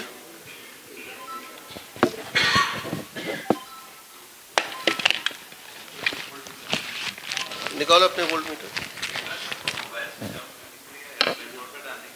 हाँ, मोबाइल स्विच ऑफ कर ले। ये रेडी है, ऑन है, ठीक है। तो ये वोल्ट मीटर है, लाइए इसका अर्थ का पॉइंट कहाँ है? अच्छा ये है, हाँ यहाँ पे भी है। हाँ। अब देखिए ये वोल्ट मीटर है और आप सबकी बॉडी में कोई ना कोई वोल्टेज होती है एट दिस टाइम ऑल्सो। कितनी वोल्टेज है कोई देखना चाहेगा? आप देखना चाहेंगे? ये तार आगे नहीं आएगी? आइए आइए, आ जाएगी ना थोड़ा सा, ठीक है ठीक है। अब आप लाल वाले को अपने हाथ में पकड़िए। लाल वाले को अपने हाथ में पकड़ रहे हैं तो आपका जो बॉडी का वोल्टेज है that is 0.027। This is the voltage of your body. याद रखिए जब बॉडी में बैठिए, मैं आ रहा हूँ, आई एम कमिंग देयर। एक ही एग्जांपल से काफ़ी होगा, हमें बहुत कुछ करना है, इसके बाद आराम से कर सकते सब लोग। लेट मी कंप्लीट तब। बैठिए, बैठ जाइए। मैं ये बताना चाह रहा हूँ आपको, जब आपके बॉडी में वोल्टेज होगा, जितना ज़्यादा वोल्टेज होगा उतनी आपकी इम्यूनिटी कम होगी, और जितनी इम्यूनिटी कम होगी नीडलेस से उतना बीमार रहेंगे। अगर इनकी इम्यूनिटी मुझे बढ़ानी है तो इनके बॉडी के वोल्टेज को मुझे जीरो करना पड़ेगा। जीरो वोल्टेज, कितना वोल्टेज है अभी? 29। कितना करना पड़ेगा? जीरो। ठीक इसी तरह से आप जब टेस्ट करेंगे, इस लेक्चर के बाद आप टेस्ट कर सकते हैं बारी बारी से, बिकॉज मैं देख रहा हूँ क्यूरियोसिटी है, ठीक है ना। तो इनके बॉडी को जीरो करने के लिए, वोल्टेज को जीरो करने के लिए आप चल के आइए, आप वहीं रहिए, आप चल के आइए, अपने इसके ऊपर पैर रख दीजिए ज़रा। अब पैर रखते अब कितना वोल्टेज हो गया? 0 वोल्ट हो गया। दिख रहा है जिनको दिख रहा है? अब वापस आइए यहाँ पे, अब कितना वोल्टेज है? दोबारा बढ़ गया, पहले इतना हो गया। तो सिंपली आप क्या कर रहे हैं? दोबारा वहाँ जाइए, जीरो आ गया, राइट। तो 0 वोल्ट कैसे हुआ? क्योंकि आप अर्थ से कनेक्टेड है। कैसे हुआ? क्योंकि अर्थ से इलेक्ट्रिक इनके बॉडी में जा रहा है, इलेक्ट्रॉन जा रहा है बॉडी में। तो ये जो आपके नीचे जो योगा मैट लगे हुए हैं, ये स्पेशल पर्पस है। सॉक्स उतार के, जूते उतार के पैर उसमें रखिए, राइट। तो आप 0 वोल्टेज पे सब लोग इस वक्त, all of you are at 0 voltage at this moment. रात को जब सोते हैं तो आपकी वोल्टेज कितनी उस वक्त? अभी योगा ये बेडशीट पे 0 वोल्टेज। तो ऐसे में नींद अच्छी आती है, ऐसे में पेन चला जाता है, इन्फ्लेमेशन कम हो जाता है, घाव ठीक होने लगता है। अब मान लो मुझे अपना वोल्टेज देखना हो तो मेरा वोल्टेज भी लगभग इनके वोल्टेज भी इतना है, 23। मैंने चप्पल पहना हुआ है, अगर चप्पल पहन के मैं पैर रखूं, देखिए आप कितना हो गया? 0 हो गया, है ना? 0 हो गया। मैंने तो चप्पल पहना हुआ है, मैंने ना जुगाड़ किया है। मेरे चप्पल अगर देखेंगे तो मेरे चप्पल के नीचे एक तार लगा दिया है और वो तार इनके तार से कनेक्ट होता है। तो मैंने अपने लिए चप्पल ही बना दिया कि मुझे चप्पल भी ना उतारना पड़े। घास पे जब चलेंगे आप तो नंगे पैर चलना पड़ेगा, लेकिन अब हमारी आदत तो है नहीं नंगे पैर चलने की। आइडिया तो ये है ना कि घास से में कनेक्ट होना है। तो मैंने अपने लिए चप्पल बना दिया और चप्पल के नीचे अगर देखेंगे कॉपर का एक वो तार है, देख रहे हैं? एक चिप है और वो एक तार से कनेक्टेड है और वो तार मेरे फीते में लगा हुआ है। तो जुगाड़ हो गया। किसी को चाहिए? इसका एक बिजनेस हो सकता है, आगे करेंगे इसका बिजनेस। फिलहाल तो हमने अपने लिए बनाया है, ठीक है, थैंक यू। ये आप बाद में जिनको क्यूरियोसिटी है इसको समझ सकते हैं। अभी हम आगे बढ़ते हैं, कल का दिन भी हम समझाएंगे, लेकिन हम इस सारे टॉपिक को धीरे धीरे एक बार कवर कर लेते हैं।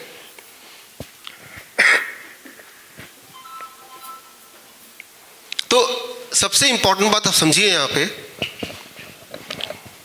कि जो जैसे पेशेंट्स जो होते हैं, अभी मान लो जब स्कूटर पे आप बैठते हैं तो जो पहिया है वो किस चीज़ का बना है? रबर का है।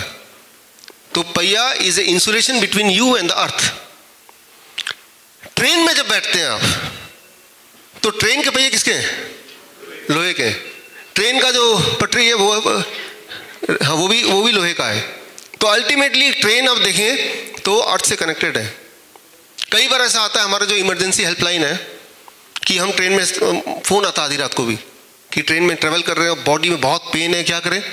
हम बोलते हैं ट्रेन की जो खिड़की है उसको पकड़ लो, या फिर उसके लोहे का कोई भी पार्ट पकड़ लो, और जब वो पकड़ते हैं और 15-20 मिनट आधे घंटे तक रहते हैं, यानी कि दे आर एट 0 वोल्ट, उनका पेन धीरे धीरे ठीक होने लगता है। As simple as that, right. तो बिकॉज उन्होंने क्या किया, अपने आप को अर्थ कर दिया, अपने आप को अर्थ से जोड़ दिया। जिस तरह से आपके इलेक्ट्रिकल इक्विपमेंट को अर्थ से जोड़ते हैं ना, ताकि इलेक्ट्रिकल इक्विपमेंट की आयु लंबी रहे, अचानक फूक ना जाए, ठीक उसी तरह से हम भी, आप भी एक इलेक्ट्रिकल इक्विपमेंट भी हैं। लेकिन अनफॉर्चुनेटली जैसे जैसे इंडस्ट्रियलाइजेशन आया है, हमने अपने आप को डिसोसिएट कर दिया अर्थ से। ज़रा सोचिए, जो भिखारी हैं, गरीब लोग हैं, सड़क पे रहते हैं, ठंड में भी वो कपड़े नहीं पहनते, है ही नहीं कपड़े, वो भयंकर तरह से बीमार क्यों नहीं पड़ते? एक बात इंपॉर्टेंट है कि वो, उनका जूते भी नहीं है, they are force to be, वो नंगे पैर रहना, लाइक एनिमल्स। तो सबसे इंपॉर्टेंट कि we are not deficient by nutrition, we are deficient by electrons. तो यहाँ हमारी कोशिश है कि एक दिन में हम सब 10 घंटे कम से कम अर्थ से जुड़े रहें, डायरेक्टली इनडायरेक्टली। 7-8 घंटे तो रात को सो ही रहे हैं, और 1 घंटा 2 घंटे का लेक्चर ही है ना, इस तरह से। तो आपको खुद ही मेरी तरह जुगाड़ बनाना पड़ेगा। मैंने प्रिंसिपल बता दिया है, राइट। अब जैसे मान लो किसी को गैंग्रीन है, मान लो, है ना, तो जो डायबिटीज़ के पेशेंट को हो जाता है, तो गैंग्रीन वाले पेशेंट को अपने हॉस्पिटल में कैसे ठीक करते हैं? जहाँ जहाँ गैंग्रीन है वहाँ ये पैच लगा देते हैं, और पैच का दूसरा एंड हम अर्थ से जोड़ देते हैं, ताकि इलेक्ट्रॉन डायरेक्टली वहाँ पहुँचे, और उससे पेशेंट की heal, it happens very fast. ये जो मैं आपको बता रहा हूँ, ये भी कोई मेरा इन्वेंशन नहीं है, पहले से ही है। These have been proven thousands of times, but the only thing is कि इसको करने से आप ठीक तो हो जाएंगे, बस इसमें खरीदने बेचने का कुछ है नहीं यहाँ पे ज़्यादा, क्योंकि आपको सिर्फ इतना पता करना है, बताना है किसी को कि अर्थ से you have to get connected, you take a wire and then connect yourself, which you can do yourself also, right. आज इस 3 दिन बाद तीसरे दिन जब आप जाएंगे घर, तो आपका काम आसान करने के लिए उस तरह का बेडशीट भी as a part of the kit आपको दे दिया जाएगा, ताकि घर जाते ही आप इंस्टॉल कर लें।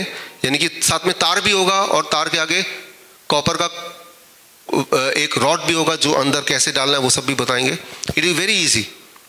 हो सकता है 15-20 मिनट लगे आपको घर में इंस्टॉल करने में, लेकिन उसके बाद से जब भी आप सोएंगे, you are sleeping at 0 voltage, आप 0 वोल्ट पे सो रहे हैं, और 0 वोल्ट पे हमारी बॉडी की इम्यूनिटी बेस्ट तरीके से काम करती है। और हमें ये पता है कि इम्यूनिटी सबसे अच्छा काम करेगी, तो सबसे पहले तो पेन रिलीफ होगा। पेन रिलीफ कितना टाइम में होता है? मैंने देखा 20-25 मिनट में लोगों को फ़र्क पड़ने लग जाता है। अगर कभी कोई पेन हो, सो देन ऑल्सो, और कुछ नहीं तो आप जाके बाहर बैठ जाओ और पैर मिट्टी में, घास में। कई लोग ऐसे हैं मेरी तरह, जो मैं 7th फ्लोर में रहता हूँ, कि वहाँ से तार नीचे कैसे ले जाएंगे। मैंने तो 7th फ्लोर में रहते हुए भी नीचे ले गया हूँ, कभी आएंगे तो देखेंगे। तो ऐसा नहीं कि पड़ोसी कुछ बोलेंगे, उन्हें पता भी नहीं चला, तो वो सब दिमाग में है कि क्या होगा, लेकिन हो जाता है। लेकिन इंटरेस्टिंग तरीका एक और भी है कि अगर आपके घर के, आपके खिड़की के बाहर एक पेड़ है, तो पेड़ के अंदर अगर आप तार डाल देंगे छेद करके, या रॉड डाल देंगे, तो भी आप देखेंगे आप 0 वोल्टेज पे आएंगे। जो पक्षी है वो डायरेक्टली तो नहीं बैठते नीचे, वो पेड़ में बैठते हैं, बट पेड़ भी 0 वोल्टेज ही है, एंड वो भी आप मेजर कर सकते हैं with this volt meter, right. तो ये कोई इमेजिनरी बात नहीं है, ये वोल्ट मीटर से आप मेजर कर सकते हैं हर पल। एक इंटरेस्टिंग बात और है, ये यहाँ पे लगाया हुआ योगा मैट, अगर इसको यहाँ लगा देंगे और फिर हम इसको कनेक्ट करेंगे नीचे से, और तब 0 वोल्ट देखेंगे, तो यहाँ अर्थ से कनेक्ट होने के बाद भी पूरी तरह से 0 वोल्ट नहीं होता। कारण क्या है, कोई बता सकता है? क्योंकि यहाँ पे ऑलरेडी एक man made high frequency electromagnetic wave है। इस इलेक्ट्रोमैग्नेटिक वेव की वजह से अर्थ का जो इलेक्ट्रॉन है वो भी पूरा नहीं हो पा रहा, इसलिए नीचे वो लगाया हुआ डेमो के लिए। यहाँ लगाते तो वो 0 वोल्ट नहीं आएगा, ये भी करके देख सकते हैं। बताना मैं ये चाह रहा हूँ कि अगर आप चाहते हैं, कई लोगों को कान में आवाज़ें आती हैं, ऐसे ही गूंजने की आवाज़, टेनिटस बोलते हैं, सुना कभी ऐसे, है ना। तो कई लोगों को सुबह उठते हैं बड़े सिर में दर्द रहता है, या बहुत आलस फील होता है ना, तो अगर आप चाहते हैं कि बहुत आलस हो, सिर में दर्द हो, कान में गूंजने की आवाज़ हो, तो आप एक काम कर सकते हैं, अगर ऐसा चाहते हैं कि ऐसा हो जाए, आप जहाँ सोते हैं उसके साथ जो प्लग है उस प्लग में मोबाइल चार्ज करने रख दीजिए, जो कि रखते ही हैं। रात भर जब मोबाइल चार्ज हो रहा होगा तो याद रखिए रात भर आपके सिर के आसपास मोबाइल वाला इलेक्ट्रोमैग्नेटिक फील्ड होगा। वो फील्ड मैं कल दिखाऊंगा आपको डेमो करके, जैसे आज 0 वोल्ट दिखाया। और उससे जब सुबह उठेंगे तो आपका सिर हैवी होगा। अक्सर ये देखा गया है कि जो लोगों को ब्रेन ट्यूमर मिलता है तो ट्यूमर उस साइड मिलता है जिस साइड वो पकड़ के मोबाइल पे अक्सर बात करते हैं। तो बोलने का मतलब बड़ा क्लियर है कि रात को सोने से पहले स्टार्टिंग फ्रॉम टुडे अपने मोबाइल को या तो स्विच ऑफ कर लीजिए, किसी और कमरे में रखिए, फॉर एग्जांपल फ्लाइट मोड पे कर दीजिए। अगर कोई वाईफाई है घर में तो उसको ऑफ कर दीजिए। अगर कोई टेलीविज़न वगैरह वो ऑफ तो है ही, प्लग निकाल दीजिए। तो you have to sleep at 0 EMF, electromagnetic field. Electromagnetic field होगा, जो हमारी आदत है कि सोने से पहले हम मोबाइल चार्ज पे लगाते हैं और मोबाइल अक्सर ही हमारे सिराने के पास ही होता है।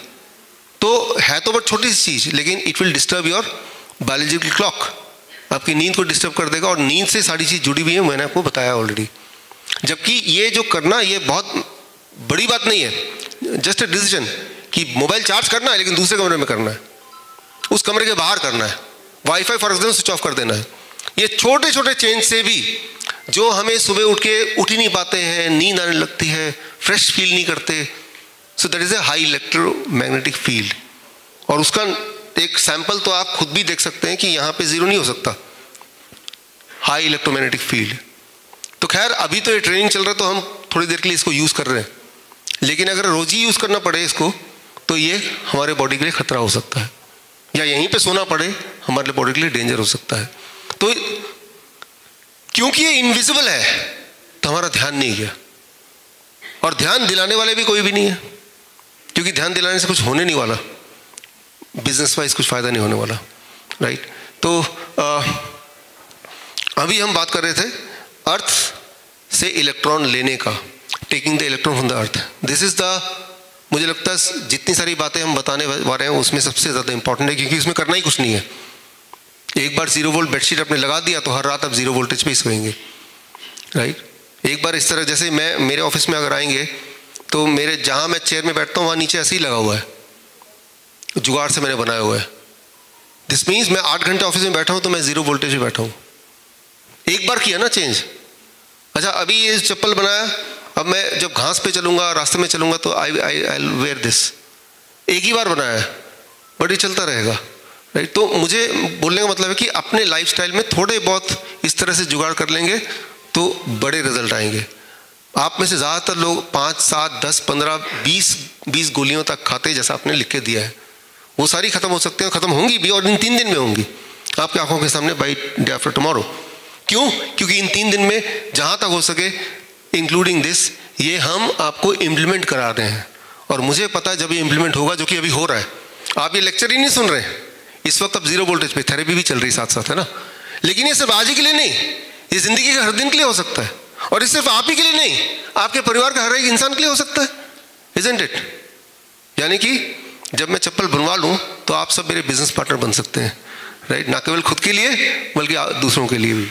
तो चलते हैं the next and the most important, पानी पे, जिस पे ध्यान हमारा कभी उतना गया ही नहीं। अगर मैं आपको बोलता हूं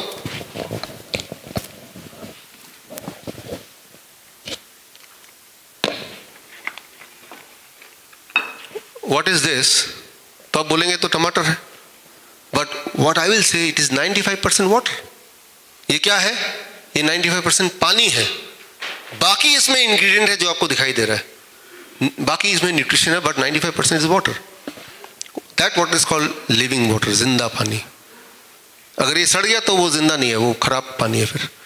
फिलहाल तो ये सड़ा नहीं है, तो इसमें लिविंग वाटर है। जब आप माँ के कोख में होते हैं उस वक्त आपका बॉडी लाइक टमाटर, 95% वाटर। जब आप पैदा हुए अबाउट 85-80% वाटर। आज के दिन वी ऑल आर 70% वाटर। जब आप मरने लगेंगे 50% वाटर। यानी कि जैसे जैसे बॉडी से वाटर कंटेंट कम होता है, हमारी ज़िंदगी आयु भी कम होने लगती है। मतलब आप ये समझ रहे हैं कि हमारे बॉडी में सबसे ज़्यादा एबंडेंट अगर कुछ है, दैट इज़ वाटर। इसका मतलब ये भी तो हुआ कि अगर जो सबसे ज़्यादा है उसको हमें ध्यान से कुछ करना पड़ेगा। But what we do about the water? Water दो ही तरह के होते हैं मेरे हिसाब से। One is the living water जो जिंदा है, one is the dead water जो मरा हुआ है। जो चीज़ खुद ही मरी हुई है वो आपको जिंदा तो नहीं कर सकती, जो जिंदा है वही आपको कुछ रिविटलाइज कर सकती है। तो सिर्फ एक ही सेंटेंस है इसके लिए, always consume living water. Living water, अच्छा लिविंग वाटर कहाँ से मिलेगा, कैसे होगा? फिर वही बात है कि वही चीज़ हम आपको बोलेंगे जो आप आसानी से कर लें, बिना खर्चा किए कर लें, घर पे कर लें, अपने लाइफस्टाइल का पार्ट बना लें। नॉर्मली लिविंग वाटर तो वो होता है जो पहाड़ों से पानी टकराते हुए रिवर से आता है, झरने से आता है, that is called living water. लेकिन वहाँ जाके कुछ लोग करते भी हैं, वहाँ जाके रहने लगते हैं, वो ठीक हो जाते हैं। बट हम में से ज़्यादातर लोग ऐसा नहीं कर सकते। हमारे घर पे कैसे लिविंग वाटर बनाएं जिसकी मदद से ऐसे बच्चे जिसके बारे में जिक्र कर रहा था, थैलेसीमिया के पेशेंट्स, उनका बॉडी खून बनाने लग गया। अगर किसी का बॉडी खून ही बनाने लग जाए तो समझ सकते हैं वो कितना इंपॉर्टेंट हो सकता है, right? That is by living water. तो आज है लिविंग वाटर का, कल है डॉक्टर नमिता, कल है। तो कल डॉक्टर नमिता जो कि लिविंग वाटर के बारे में बताएंगी, जो थैलेसीमिया के पेशेंट्स पे काम कर रहे हैं, छोटे छोटे बच्चों पे। उन बच्चों को हमने कभी देखा भी नहीं, वो अपने अपने घर पे ये सारे बदलाव करके वो ठीक हो रहे हैं। कभी कभी मिलने आते हैं अपने अपने शहरों से, वो अलग बात है, बट मिलने तब आते हैं जब ऑलरेडी ठीक हो चुके होते हैं। तो बोलने का मतलब ये है कि अगर कोई आपसे बोले कि थैलेसीमिया ठीक नहीं हो सकता, दैट इज नॉट ट्रू, वो सही बात नहीं है। ठीक हो सकता है अगर कोई ये ठीक कर ले तो। हाँ, ये कोई ठीक नहीं कर रहा क्योंकि कोई बता नहीं रहा कैसे ठीक करता है। तो कल का एक स्पेशल क्लास आपका होगा जो कि लिविंग वाटर घर पे कैसे बनाना है। यहाँ भी आपने देखा होगा 2 पॉट वाटर सिस्टम है यहाँ पे लगा हुआ आपके लिए। तो इन 3 दिन में भी आप लिविंग वाटर पिएंगे और लिविंग वाटर खाएंगे। जब आप टमाटर खा रहे हैं तो आप लिविंग वाटर खा रहे हैं ना एक्चुअली। तो आपने जो ब्रेकफास्ट में खाया है और जो लंच में आप खाने वाले हैं, that is what is at least 70% it is water. ये है दुनिया का सबसे अच्छा लिविंग वाटर। थोड़ा अजीब लग रहा होगा, अभी जो डाइट आपकी है वो एक्सट्रीम डाइट पे रखा है हमने आपको, क्योंकि 3 दिन में हमें कुछ रिजल्ट भी दिखाना पड़ेगा आपको। लेकिन आप जब घर जाने लगेंगे, बेस्ड ऑन आपके सिम्टम्स क्या क्या थे और कितने इंप्रूवमेंट हुआ, दवाई कितनी छूटी, ब्लड शुगर ब्लड प्रेशर की क्या स्थिति है, पेन में कितना हुआ, आपके डाइट को हम कस्टमाइज करके सबके अलग अलग डाइट वो हम तीसरे दिन आपको देंगे, और जो यहाँ वाले डाइट से आसान होगा। 3 दिन तो कर ही सकते हैं। ये जो 3 दिन है आपका, वो आने वाले जो जिंदगी है उसमें पूरा इम्पैक्ट डालने वाला है। इसलिए इस 3 दिन में जो भी कुछ कर रहे हैं उसको पूरी तरह से कीजिए, क्योंकि मामला सिर्फ 3 दिन का ही तो है, विदाउट एनी चीटिंग। हमारे कई बार हमारे खासतौर पे वियतनाम में इस तरह के कैंप होते हैं, तो कैंप में जो पार्टिसिपेंट आते हैं अपने बैग में खाना भर के लाते हैं, नूडल वगैरह खुद ही ताकि बाद में खाएंगे। लेकिन उनको समझाना पड़ता है कि ये 3 दिन आपके, और ऐसा नहीं कि मैं ये बोल रहा हूँ कि आपको अपना जो फेवरेट खाना है वो छोड़ना पड़ेगा। I am not saying that. आपको जो भी खाना पसंद है, क्या खाना चाहते हैं, you want to eat a monkey, right? Chicken, noodles, pasta, जो भी जीवन में आप पसंद करते हैं खाना, वो खाने के लिए हम मना नहीं कर रहे। 3 दिन जरूर मना कर रहे हैं। उसके बाद आपके डाइट सिस्टम में एक डे होगा चीटिंग डे, हफ्ते में 1 बार 2 बार 3 बार, डिपेंडिंग ऑन कि आपकी बीमारी कैसी है। मतलब ये कि आप अपने लाइफ को एंजॉय भी कर सकते हैं और हेल्दी भी रह सकते हैं, दोनों चीज़। लेकिन ये 3 दिन you have to be on a very strict diet. और क्योंकि यहाँ पे हम पहले एक लेवल तक पहुँच जाएं, एक लेवल तक रिजल्ट दे दें। जो वाटर है इसको यहाँ पे इसलिए छोड़ रहा हूँ क्योंकि इसका एक स्पेशल क्लास रखा गया अलग से, उसमें इसके बारे में डिस्कस होगा, आपको समझाया जाएगा लिविंग वाटर क्या है और घर पे कैसे बनाना है। और जब बनाएंगे घर पे, वो आपके लिए नहीं होगा, वो आपके साथ साथ आपके परिवार वालों के लिए भी होगा। खाना या लिविंग वाटर, पीना या खाना, this is the next important thing. 4th thing, that is what we call as DIP diet. आप में से कितने लोग हैं जिनको DIP डाइट ऑलरेडी पता है? Many of you, all of you. कितने लोग जो ऑलरेडी फॉलो करते आए हैं? Many of you, right? आपको DIP डाइट का ऑलरेडी पता है और आपको ये भी पता है कि DIP डाइट से बहुत सारी प्रॉब्लम सॉल्व हो ही जाती हैं। तो इसके बारे में कैसे सॉल्व होती हैं, उसके पीछे का साइंस क्या है, कैसे वो काम करता है, ये सारी चीज़ों कल के हमारे जो लेक्चर है खास, उसमें मैं इंक्लूड करूँगा, राइट? क्योंकि आप ऑलरेडी इस डाइट पे हैं, घर से भी, यहाँ भी कर रहे हैं और कल इंक्लूड करना ही है, तो इसको छोड़ के थोड़ा हम आगे चल सकते हैं। But diet is a very important part of it. ठीक होने के लिए डाइट, क्योरिंग डाइट, ठीक रहने के लिए diet, that is managing diet, है ना।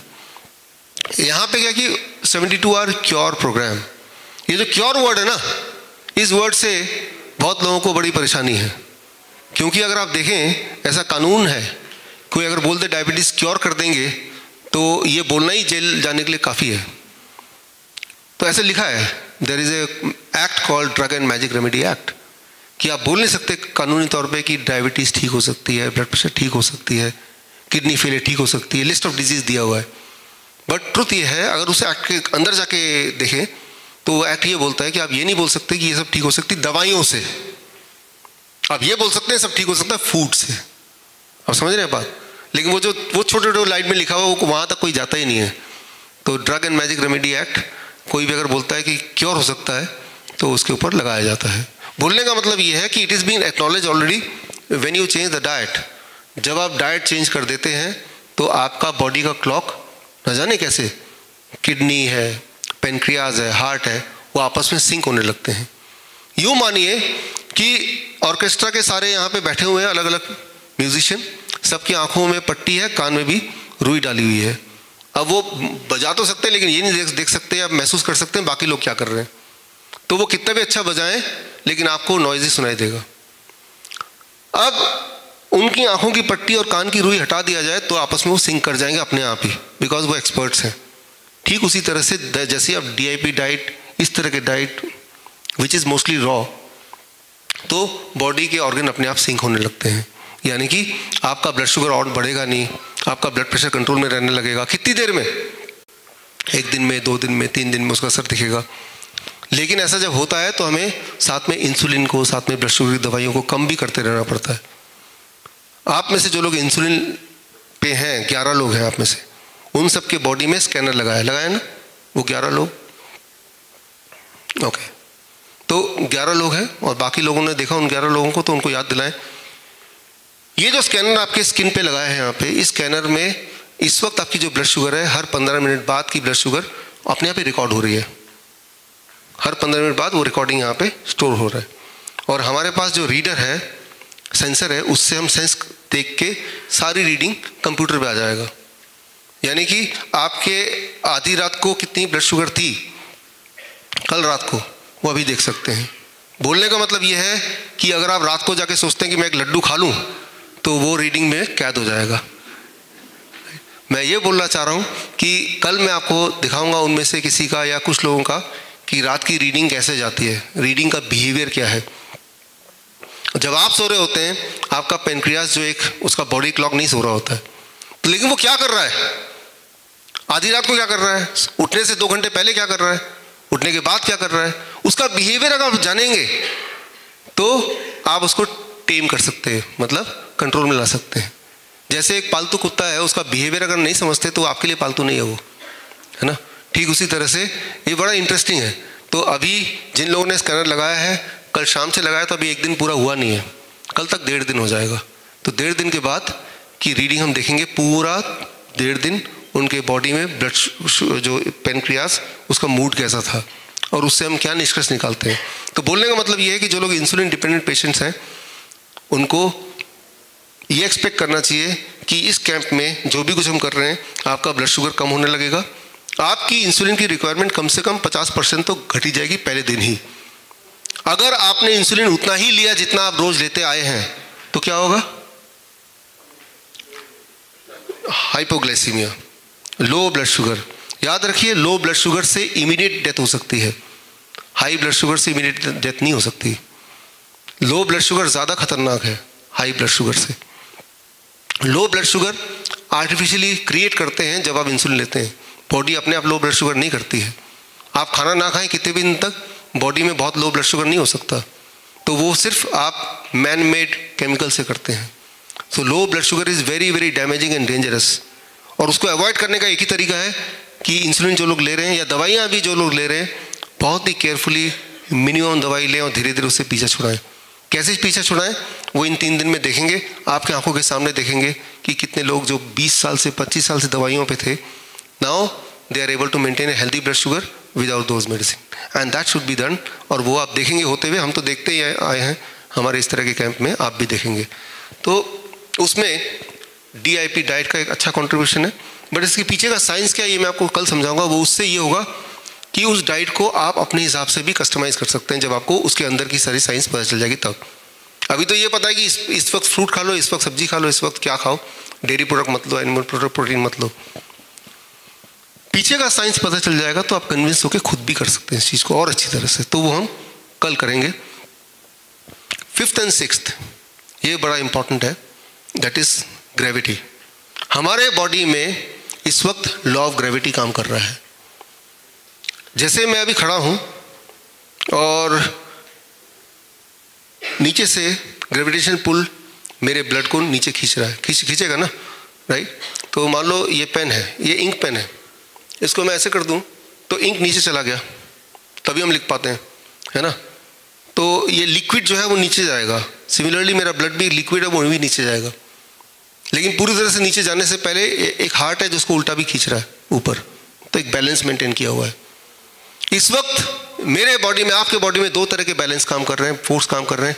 ग्रेविटेशनल फोर्स वो नीचे खींच रहा है, हार्ट वो ऊपर खींच रहा है, बैलेंस मेंटेन हो रहा है। तो ये ग्रेविटेशनल बैलेंस मेंटेन हो रहा है, और ये ग्रेविटेशनल बैलेंस धीरे धीरे अगर बिगड़ जाए तो इंसान बीमार पड़ जाता है। बिगाड़ने के लिए कितना टाइम चाहिए? बिगाड़ने के लिए 20 मिनट भी कई बार काफ़ी होते हैं। अभी देखना चाहते हैं, मान लीजिए मैं ऐसे खड़ा हूँ, हिलता डुलता नहीं हूँ मैं, आप कभी करके देखिएगा अगर देखना चाहते हैं तो।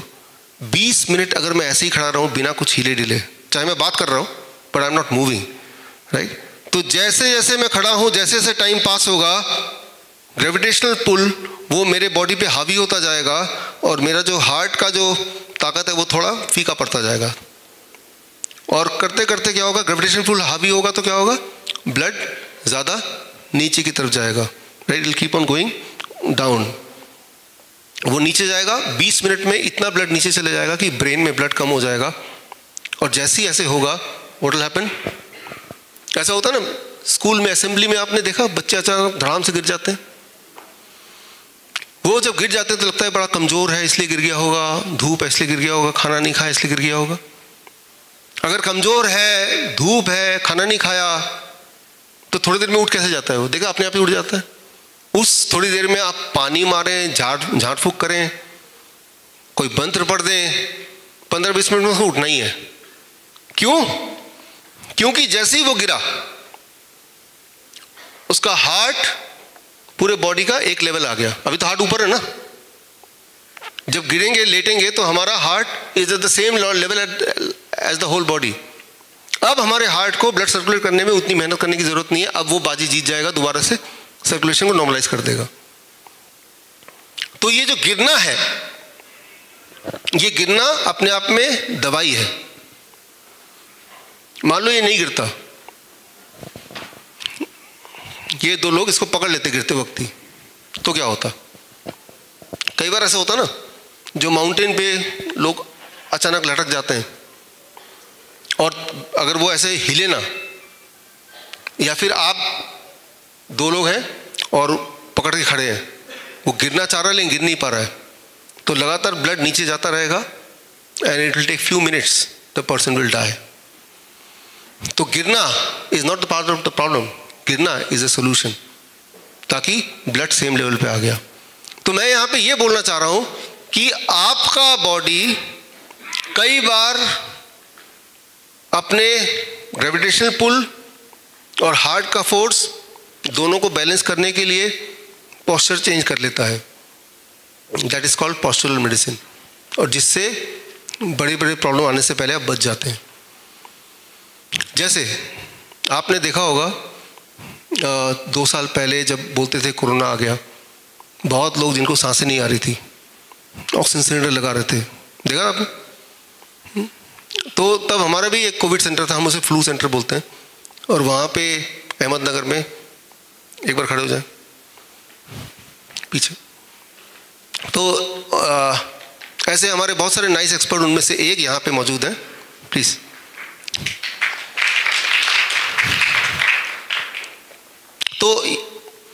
यहाँ पे जब पेशेंट आते थे तो उन पेशेंट को ऑक्सीजन सिलेंडर लगा के आते थे। तो हम क्या करते थे, ये क्या करते थे, सिलेंडर हटा दिया, उनको पेट के बल लिटा दिया। जैसे ही आप पेट के बल किसी को लिटाएंगे जिसको सांसें नहीं आती है, आ रही हैं, सांसें आने लगेंगी। क्यों? हार्ट नीचे आ गया, लंग ऊपर आ गया, लंग की कैपेसिटी 20% बढ़ गई। इतना काफ़ी है उसके सांसें को रिवाइव करने के लिए। अभी आप बैठे हैं, आप पीछे की तरफ ऐसे करके बैठेंगे तो आप देखेंगे, महसूस करेंगे आपको सांसें कम आएंगी, डिफ़िकल्टी होगी सांसें लेने में। आगे की तरफ झुक के बैठेंगे, आप देखेंगे सांसें खुल रही हैं, है ना। अब याद कीजिए, जो बोल रहे थे हमें सांसें नहीं आ रही, वो कार में बैठे हैं तो कैसे बैठे हैं, ऐसे करके, या लेटे हैं तो कैसे लेटे हैं, पीठ के बल। हॉस्पिटल में लेटे तो कैसे, पीठ के बल। तो बोलने का मतलब ये है कि ऑक्सीजन सिलेंडर की जगह आप उसका पोस्चर चेंज कर देते हैं तो उसी वक्त फर्क पड़ जाता है। पोस्चर चेंज करना कहीं भी पॉसिबल है। For that you need not to be have in a hospital, या आपको बहुत लंबा चौड़ा कुछ की ज़रूरत नहीं है। बाकी जानवरों में 4 पैरों में चलते हैं तो उनका हार्ट कहाँ पे, बीच में है। इंसान सीधे चलता तो हार्ट कहाँ पे, ऊपर है। तो इंसान का हार्ट को ज़्यादा काम करना पड़ता है, तो ज़्यादा बीमारी इंसान भी पहले 4 पैरों में चलता था, 4 लिम्स, है ना। मैं ये नहीं बोल रहा हूँ कि आप 4 पैरों में चलने लग जाएं, that I am not saying. मैं सिर्फ इतना बोलना चाह रहा हूँ, जो मैं करता हूँ, जैसे मान लो मुझे लेक्चर देना है और अभी जब चलना भी नहीं है, तो जब मैं ऐसे खड़ा हूँ और 20 मिनट ऐसे खड़ा रहूँगा तो मैं गिर सकता हूँ। तो मैं क्या करूँगा, मेरे जो फिंगर है, पैर के फिंगर्स को मैं ऐसे टोस को ऐसे मूव करता रहूँगा, उंगलियों को चलाता रहूँगा। जब उंगलियों को मैं चला रहा हूँ खड़े खड़े, तो ये मसल्स ब्लड को ऊपर पुश कर रहे हैं और इससे वो जो सर्कुलेशन है वो मेंटेन होगा। तो व्हाट इज़ दिस, आपने थोड़ा सा अपना पोस्चर को चेंज किया, थोड़ा सा मैनेजमेंट किया और आपका काम बन गया।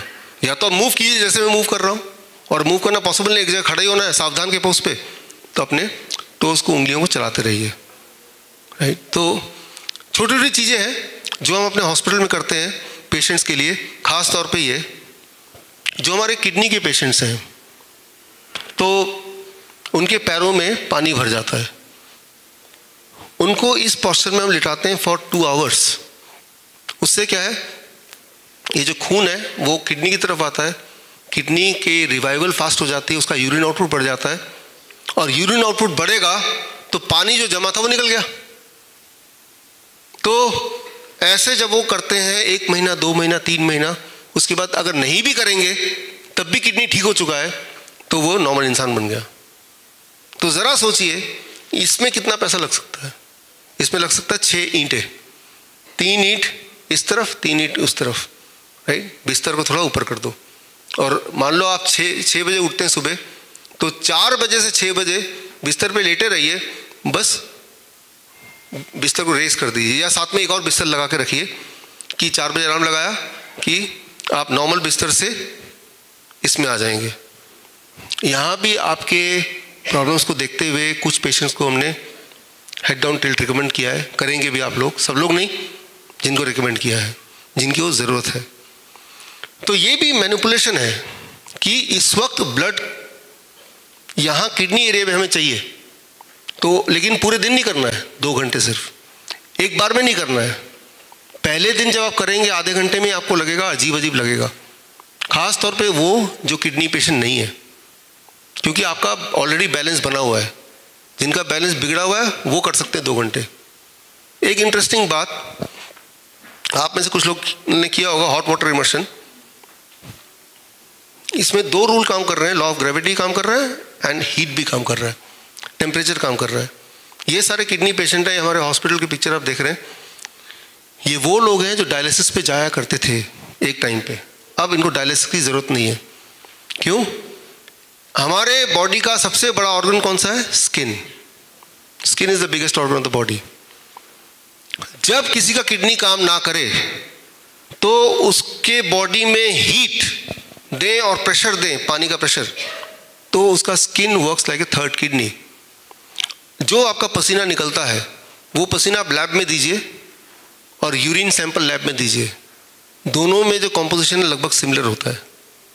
सोडियम, क्रेटिनाइन, यूरिया, यूरिन में जो निकलता है पसीने में भी वही निकलता है। तो जो किडनी काम करती है यूरिन बनाती है, स्किन काम करता है पसीना बनाता है, सेम है। आप एक्सपेरिमेंट कीजिए। आप में से कुछ लोगों को हॉट वाटर इमर्शन ने रिकमेंड किया है, आप करेंगे इन 3 दिन में, या आज किया होगा आपने, किया आज में से किसी ने? काफ़ी लोगों ने किया। जाने से पहले अपना बॉडी वेट चेक कीजिए और 2 घंटे बाद जब निकलेंगे तब बॉडी वेट चेक कीजिए। आप देखेंगे अक्सर 500 ग्राम, आधा किलो वेट कम हो जाता है। तो जब अंदर गए इसका मतलब कुछ तो इसके बॉडी से बाहर निकला होगा ना, वो स्किन के रास्ते निकला, that is the toxin. Extra creatinine, extra urea, extra uric acid, extra glucose वो पानी में बह गया। तो मतलब ये है कि बॉडी को जो नहीं चाहिए वो बॉडी बाहर निकालना चाहती है। निकालने के बॉडी के 2-4 रास्ते ही हैं, या तो यूरिन के रास्ते निकालेंगे या ऐसे निकालेंगे, राइट। तो जो कैंसर पेशेंट्स हैं, किडनी फेलियर पेशेंट्स हैं, या हाई बीपी के पेशेंट्स हैं, या पेन के पेशेंट हैं जिनकी बॉडी में दर्द रहता है, अगर तो कहीं कहीं दर्द है तो मतलब कि वहाँ टॉक्सिन जमा है, उसको बाहर निकालना है। तो क्या 2 घंटे अगर इसमें बैठेंगे तो उनका दर्द कम हो जाता है? ऑफ कोर्स हो जाता है।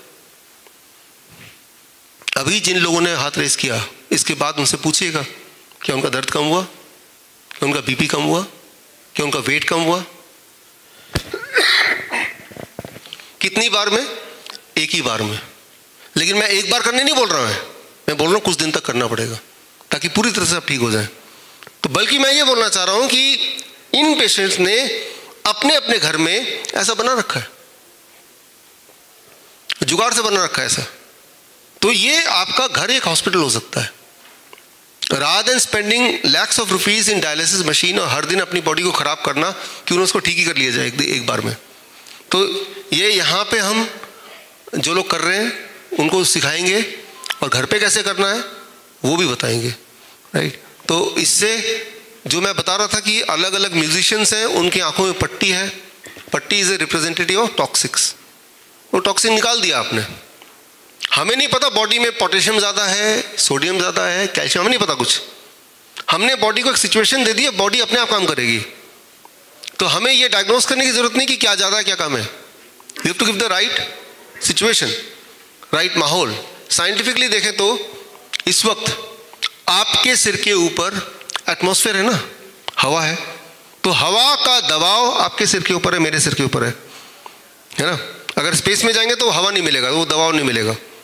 लेकिन जब आप इस पानी में बैठते हैं, जो लोग अभी बैठे हैं आज, बाकी लोगों को भी शायद मौका मिलेगा, ज़रूरत है जिनको है उनको, यहाँ तक एटमॉस्फेरिक प्रेशर आपके सिर पे है। इससे नीचे जो पानी में है atmospheric pressure plus pressure of the water, यानी कि ये बॉडी का पार्ट में pressure is 2% more than the pressure of this. ये जो प्रेशर डिफरेंस क्रिएट किया हमने और साथ में हीट, इससे काम बन गया your skin become the third kidney. Skin को किडनी में कन्वर्ट करना है तो pressure difference plus heat, skin becomes a kidney. अच्छा, आपको कैसे पता चलेगा काम कर रहा है कि नहीं? मैंने आपको बताया ब्लड प्रेशर कम हो जाएगा, मैंने आपको बताया आपका वेट कम हो जाएगा, पेन कम हो जाएगा, यूरिन आउटपुट बढ़ जाएगा। कितने समय में? पहली बार में। तो एक्चुअली इसमें स्ट्रोक वॉल्यूम, आपका जो ब्लड सर्कुलेशन है वो तेज होने लगता है। मानो ऐसे जैसे आप जिम कर रहे हो, जैसे मान लो जिम में ट्रेडमिल में आप दौड़ते हैं, कहीं पहुंचते तो नहीं है लेकिन हार्ट बीट बढ़ जाती है ना, थक जाते हैं हम।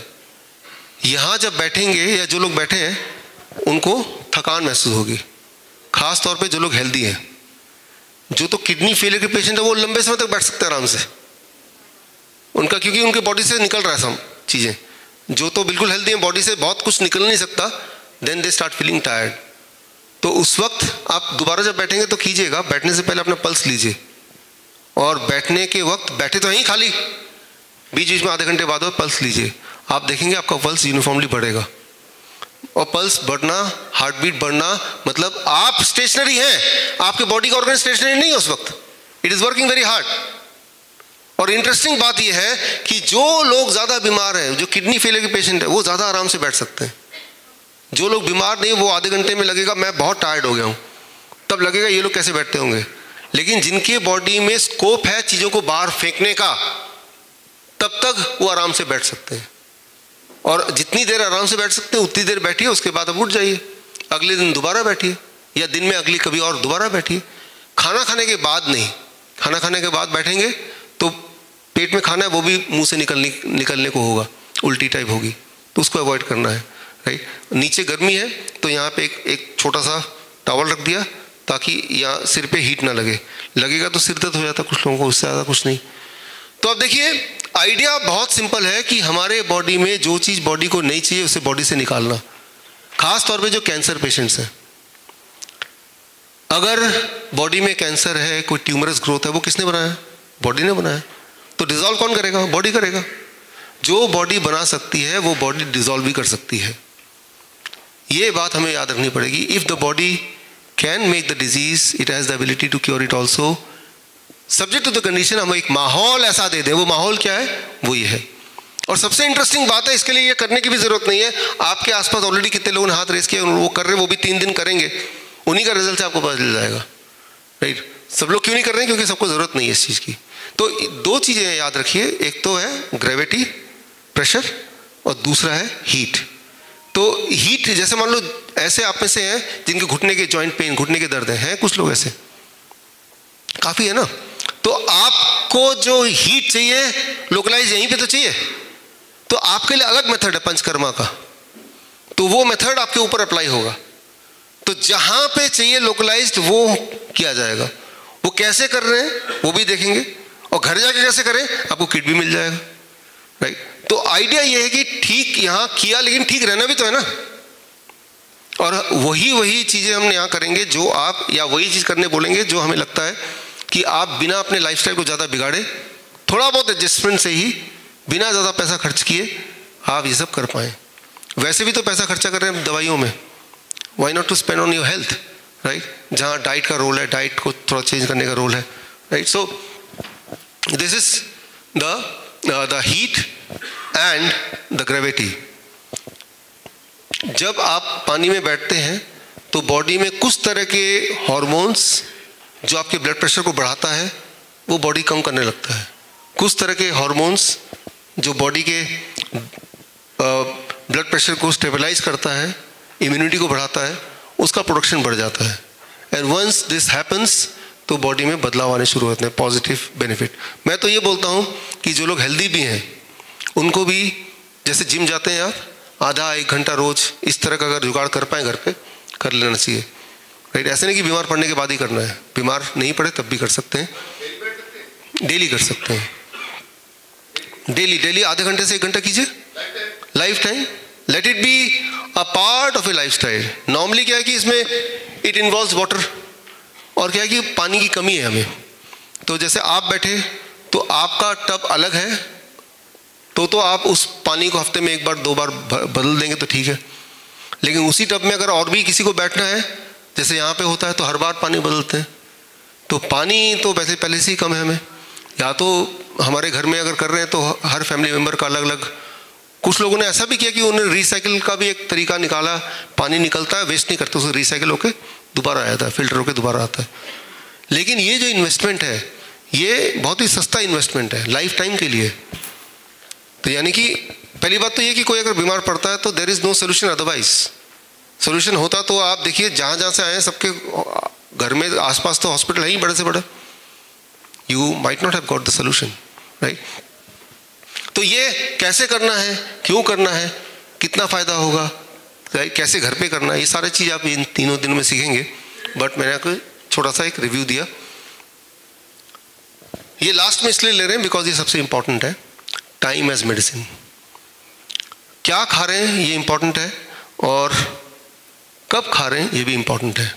इस पे जितना बात करें उतना कम है। जो लोग डायबिटीज़ के पेशेंट हैं, आप में से काफ़ी 50% तो है ना, आप मेरे कोई बात मत मानिए, मान लीजिए एक भी बात मत सुन, कुछ नहीं मानना है।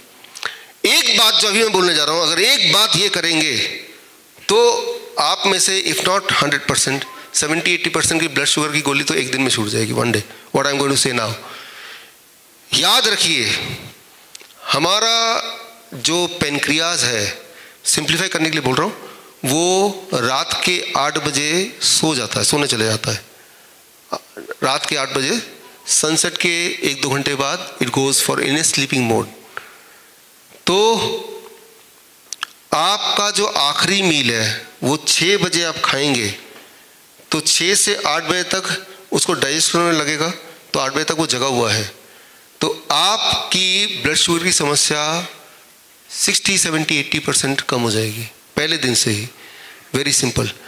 आप वही वाला खाना, मैं ये नहीं बोल रहा हूँ क्या खाना क्या नहीं खाना, मैं ये भी नहीं बोल रहा हूँ कितना खाना, ये भी बात नहीं कर रहा, मैं बोल रहा हूँ वही खाना, जो भी खाना आप खाते आए, रोटी सब्जी दाल चावल उल्टा सीधा, मैं वो और कितना भी, जो थाली है आपका, आप 6 बजे खाइए, फिनिश कर लीजिए। 8 बजे आप देखेंगे ब्लड शुगर से इट इज़ 150। लेकिन वही थाली 6 बजे की जगह 8 बजे खाइए, आप 10 बजे ब्लड शुगर देखेंगे 100 अधिक मिलेगा। आप समझ रहे हैं? तो टाइम इज ए मेडिसिन। तो क्या खा रहे हैं, कितना खा रहे हैं, आप पे निर्भर, फ्लेक्सिबल है। कब खा रहे हैं ये आपके हाथ में नहीं है, ये टाइम एज मेडिसिन के हाथ में है। अब अगर 8 बजे खाएंगे तो यानी कि 8 से 10 घंटा, 2 घंटा लगेगा डाइजेस्ट होने में, राइट। तो अब जो पेनक्रियास इंसुलिन बनाएगा उसका प्रोडक्शन 8 बजे से पहले से 50% ही रह जाता है, यानी कि आपका ब्लड शुगर ठीक से एब्जॉर्ब हो ही नहीं पाएगा। ये आप खुद करके एक्सपेरिमेंटली देख सकते हैं। आप ऐसे देख सकते हैं कि चलो जो भी आप रोज़ खाते हैं वही थाली आप 6 बजे खा लीजिए। अब देखिए अगले दिन सुबह का ब्लड शुगर या 2 घंटे बाद का ब्लड शुगर। फिर एक दिन डिसाइड कीजिए कि नहीं मैं वही खाना 10 बजे खाऊंगा। अब अगले दिन का देखिए या 2 घंटे बाद का देखिए। एक दिन में आपको पता चल जाएगा कि अगर आप सिर्फ एक रूल फॉलो करते हैं कि जब पेनक्रियास सो जाती हैं, टाइम क्लॉक उसका, उसके बाद हमें नहीं खाना है, और सोने से भी 2 घंटे पहले खाना है। क्योंकि मान लो वो 8 बजे सोती है, आप 8 बजे ही खाएंगे तो भी तो वो 2 घंटे और लगाएगा ना, है ना, कि 8 बजे वो सोता है एंड 8 बजे इस लिटरली 8 बजे, ये तो लिटरेचर में है, लेकिन मैं तो बोलता हूँ लिटरेचर को हम ना मान के एक्सपेरिमेंट करके, क्योंकि इसमें नुकसान भी कुछ नहीं है, एक दिन एक्सपेरिमेंट करके देख सकते हैं। ओनली 1 डे, वो दिन आज का भी है वैसे तो, क्योंकि अब भी हम 6 बजे ही हम डिनर देंगे, हालांकि वो 7 बजे तक ख़त्म होगा, right. We are very near to that.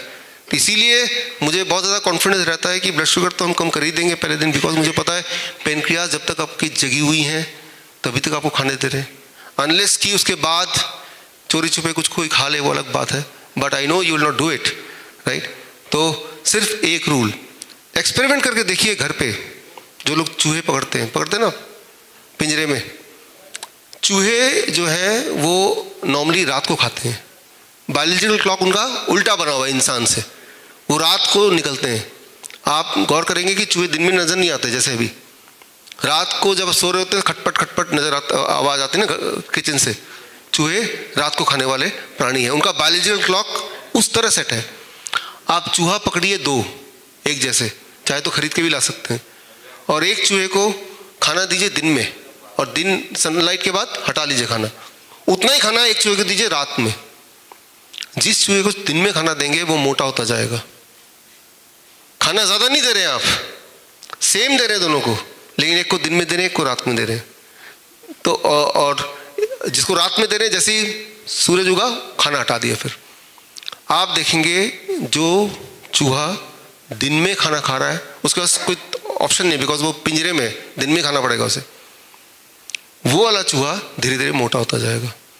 तो जो मोटापे का कनेक्शन क्या खा रहे हैं, कितना खा रहे हैं, उससे ज़्यादा ये है कब खा रहे हैं, टाइम एज मेडिसिन।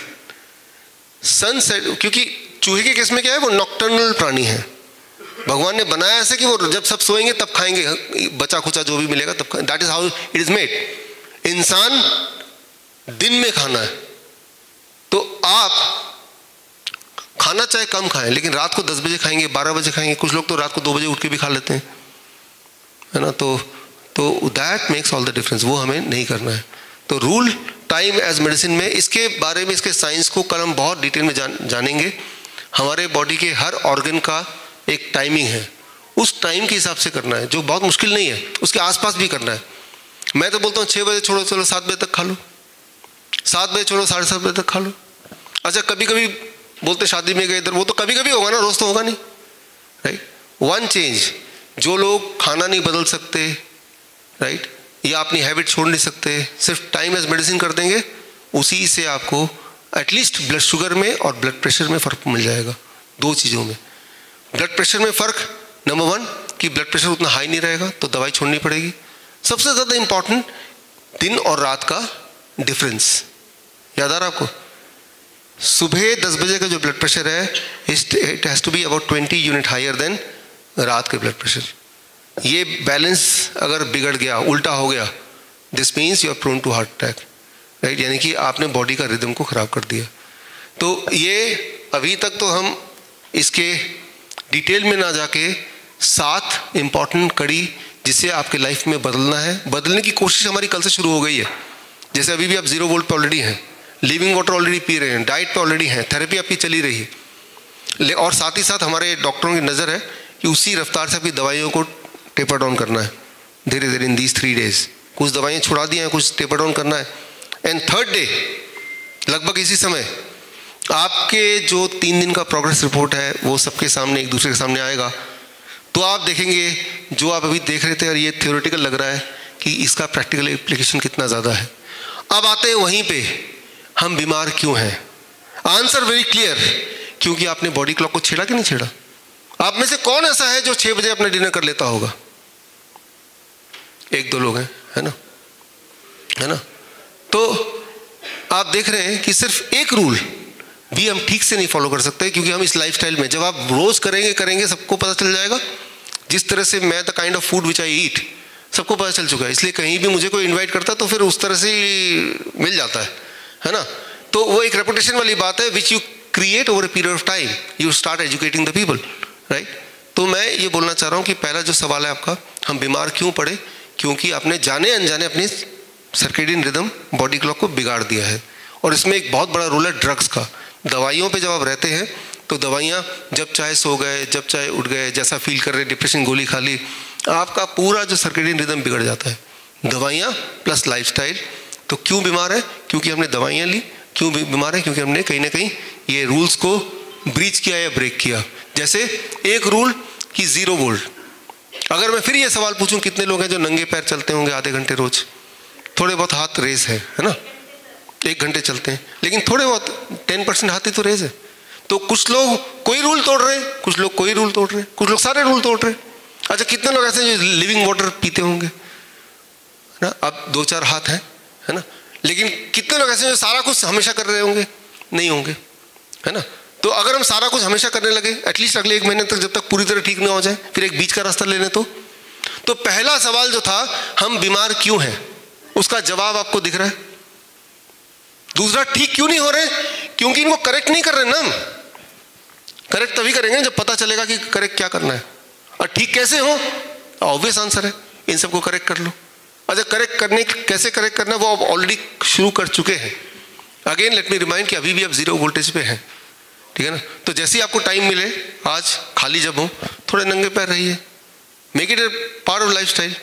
मान लो आप बाहर जाते हैं, अपने कॉलोनी में किसी से बातचीत कर रहे हैं, चप्पल उतार खड़े हो जाए, थोड़ी देर तक बातचीत तो कर ही रहे हैं, राइट। तो इस तरह से आपके हैबिट में थोड़ा थोड़ा बदलाव, जो आपके लाइफस्टाइल को ना डिस्टर्ब करे बट आपको हेल्थ बेनिफिट दे दे, राइट। तो इस तरह से आपको थोड़ा सा बदलाव करना पड़ेगा, और जिसकी शुरुआत हम अभी कर रहे हैं। और जब रिजल्ट दिखेगा, विच आई एम श्योर तीसरे दिन तक दिख जाएगा, तो किसी में ज़्यादा, किसी में बहुत ज़्यादा, किसी में थोड़ा कम, तो उससे आपकी मोटिवेशन आई होप बढ़ेगा। जब मोटिवेशन बढ़ता है तो उस चीज़ की करने की पॉसिबिलिटी थोड़ी और बढ़ जाती है। वैसे भी ये वो ऐसी कोई बात है नहीं जो कि करना असंभव हो, या 100% ना कर पाए 50% करो, 50% नहीं कर पाओ 40% करो, कुछ तो करो, राइट। तो आपके दिमाग में सवाल आएंगे, आने भी चाहिए। तो क्वेश्चन आपको एक स्लिप मिला होगा, आज के लिए एक स्लिप मिला होगा, कल के लिए आप उसमें सवाल अपने लिख सकते हैं। आज पूरे दिन भर में अपने अपने टीम लीडर डॉक्टर्स को सबमिट कर सकते हैं, वो उनसे मेरे पास आ जाएगा। और कल का जो लेक्चर होगा, वो जो आपने सवाल पूछे हैं वो डाउट्स हो सकते हैं, कहीं आप एग्री नहीं करते हैं, वो भी हो सकता है, राइट। कहीं आप सोचते हैं ये तो उल्टा ही बोल रहे हैं, वो भी हो सकता है, कुछ भी हो सकता है वो। जो कि आपके हेल्थ से या इससे लेना देना है। तो कल मैं उन सवालों को लूँगा and I will try to include in my next presentation. कल उसके बाद भी सवाल रहेंगे आपके, तो फिर कल की भी एक आपको वो दिया हुआ क्वेश्चन वो मैं परसों लूँगा, राइट। वो इसलिए क्योंकि अगर हम एक एक करके ऐसे हम लेंगे क्वेश्चन तो हम आपके थेरेपीज़ वगैरह छूट जाएंगी। इन 3 दिन में हमें बहुत कुछ अचीव करना है, इसलिए टाइम की परवाह करते हुए हम ऐसा मैकेनिज्म करें कि सारा कुछ आप सीख जाएं, डाउट भी कोई ना रहे, एक गोल अचीव हो जाए जो हम करने आए ही हैं, राइट। तो वो इफेक्टिवली हो पाए। और 3 दिन के बाद भी हम 1 महीने तक फॉलोअप में हैं, आपको पता होगा, अगले 1 महीने तक। क्योंकि घर पे भी जब करेंगे ना तो आपके दिमाग में सवाल आएंगे, उतार चढ़ाव आएगा, क्योंकि वहाँ माहौल थोड़ा सा उतना कंट्रोल में नहीं भी होगा। तो 1 महीने तक हमारे रिस्पेक्टिव डॉक्टर्स फॉलोअप करेंगे, कैसे करेंगे बताएंगे, सो दैट हम अपना गोल अचीव कर पाएँ। एक बात याद रखिए कि जिन लोगों को हमने, सबको जितने भी आवेदन आए सबको हमने नहीं लिया। कुछ लोगों की हालत ऐसी थी कि वो 3 दिन नहीं रहेंगे, उनको 7 दिन 10 दिन तक रुकना पड़ेगा हॉस्पिटल में, तो वो अलग तरह से वो उनका एडमिशन किया है। आपका एडमिशन 3 दिन वाले इसमें इसलिए किया है क्योंकि मुझे पता है कि 3 दिन में आपको हम एक रीजनेबल रिजल्ट दिखा सकते हैं, इसीलिए आप 3 दिन के इस कैंप में हैं। तो खैर अब आगे चल के ग्रुप फोटो का एक कर लिया जाए।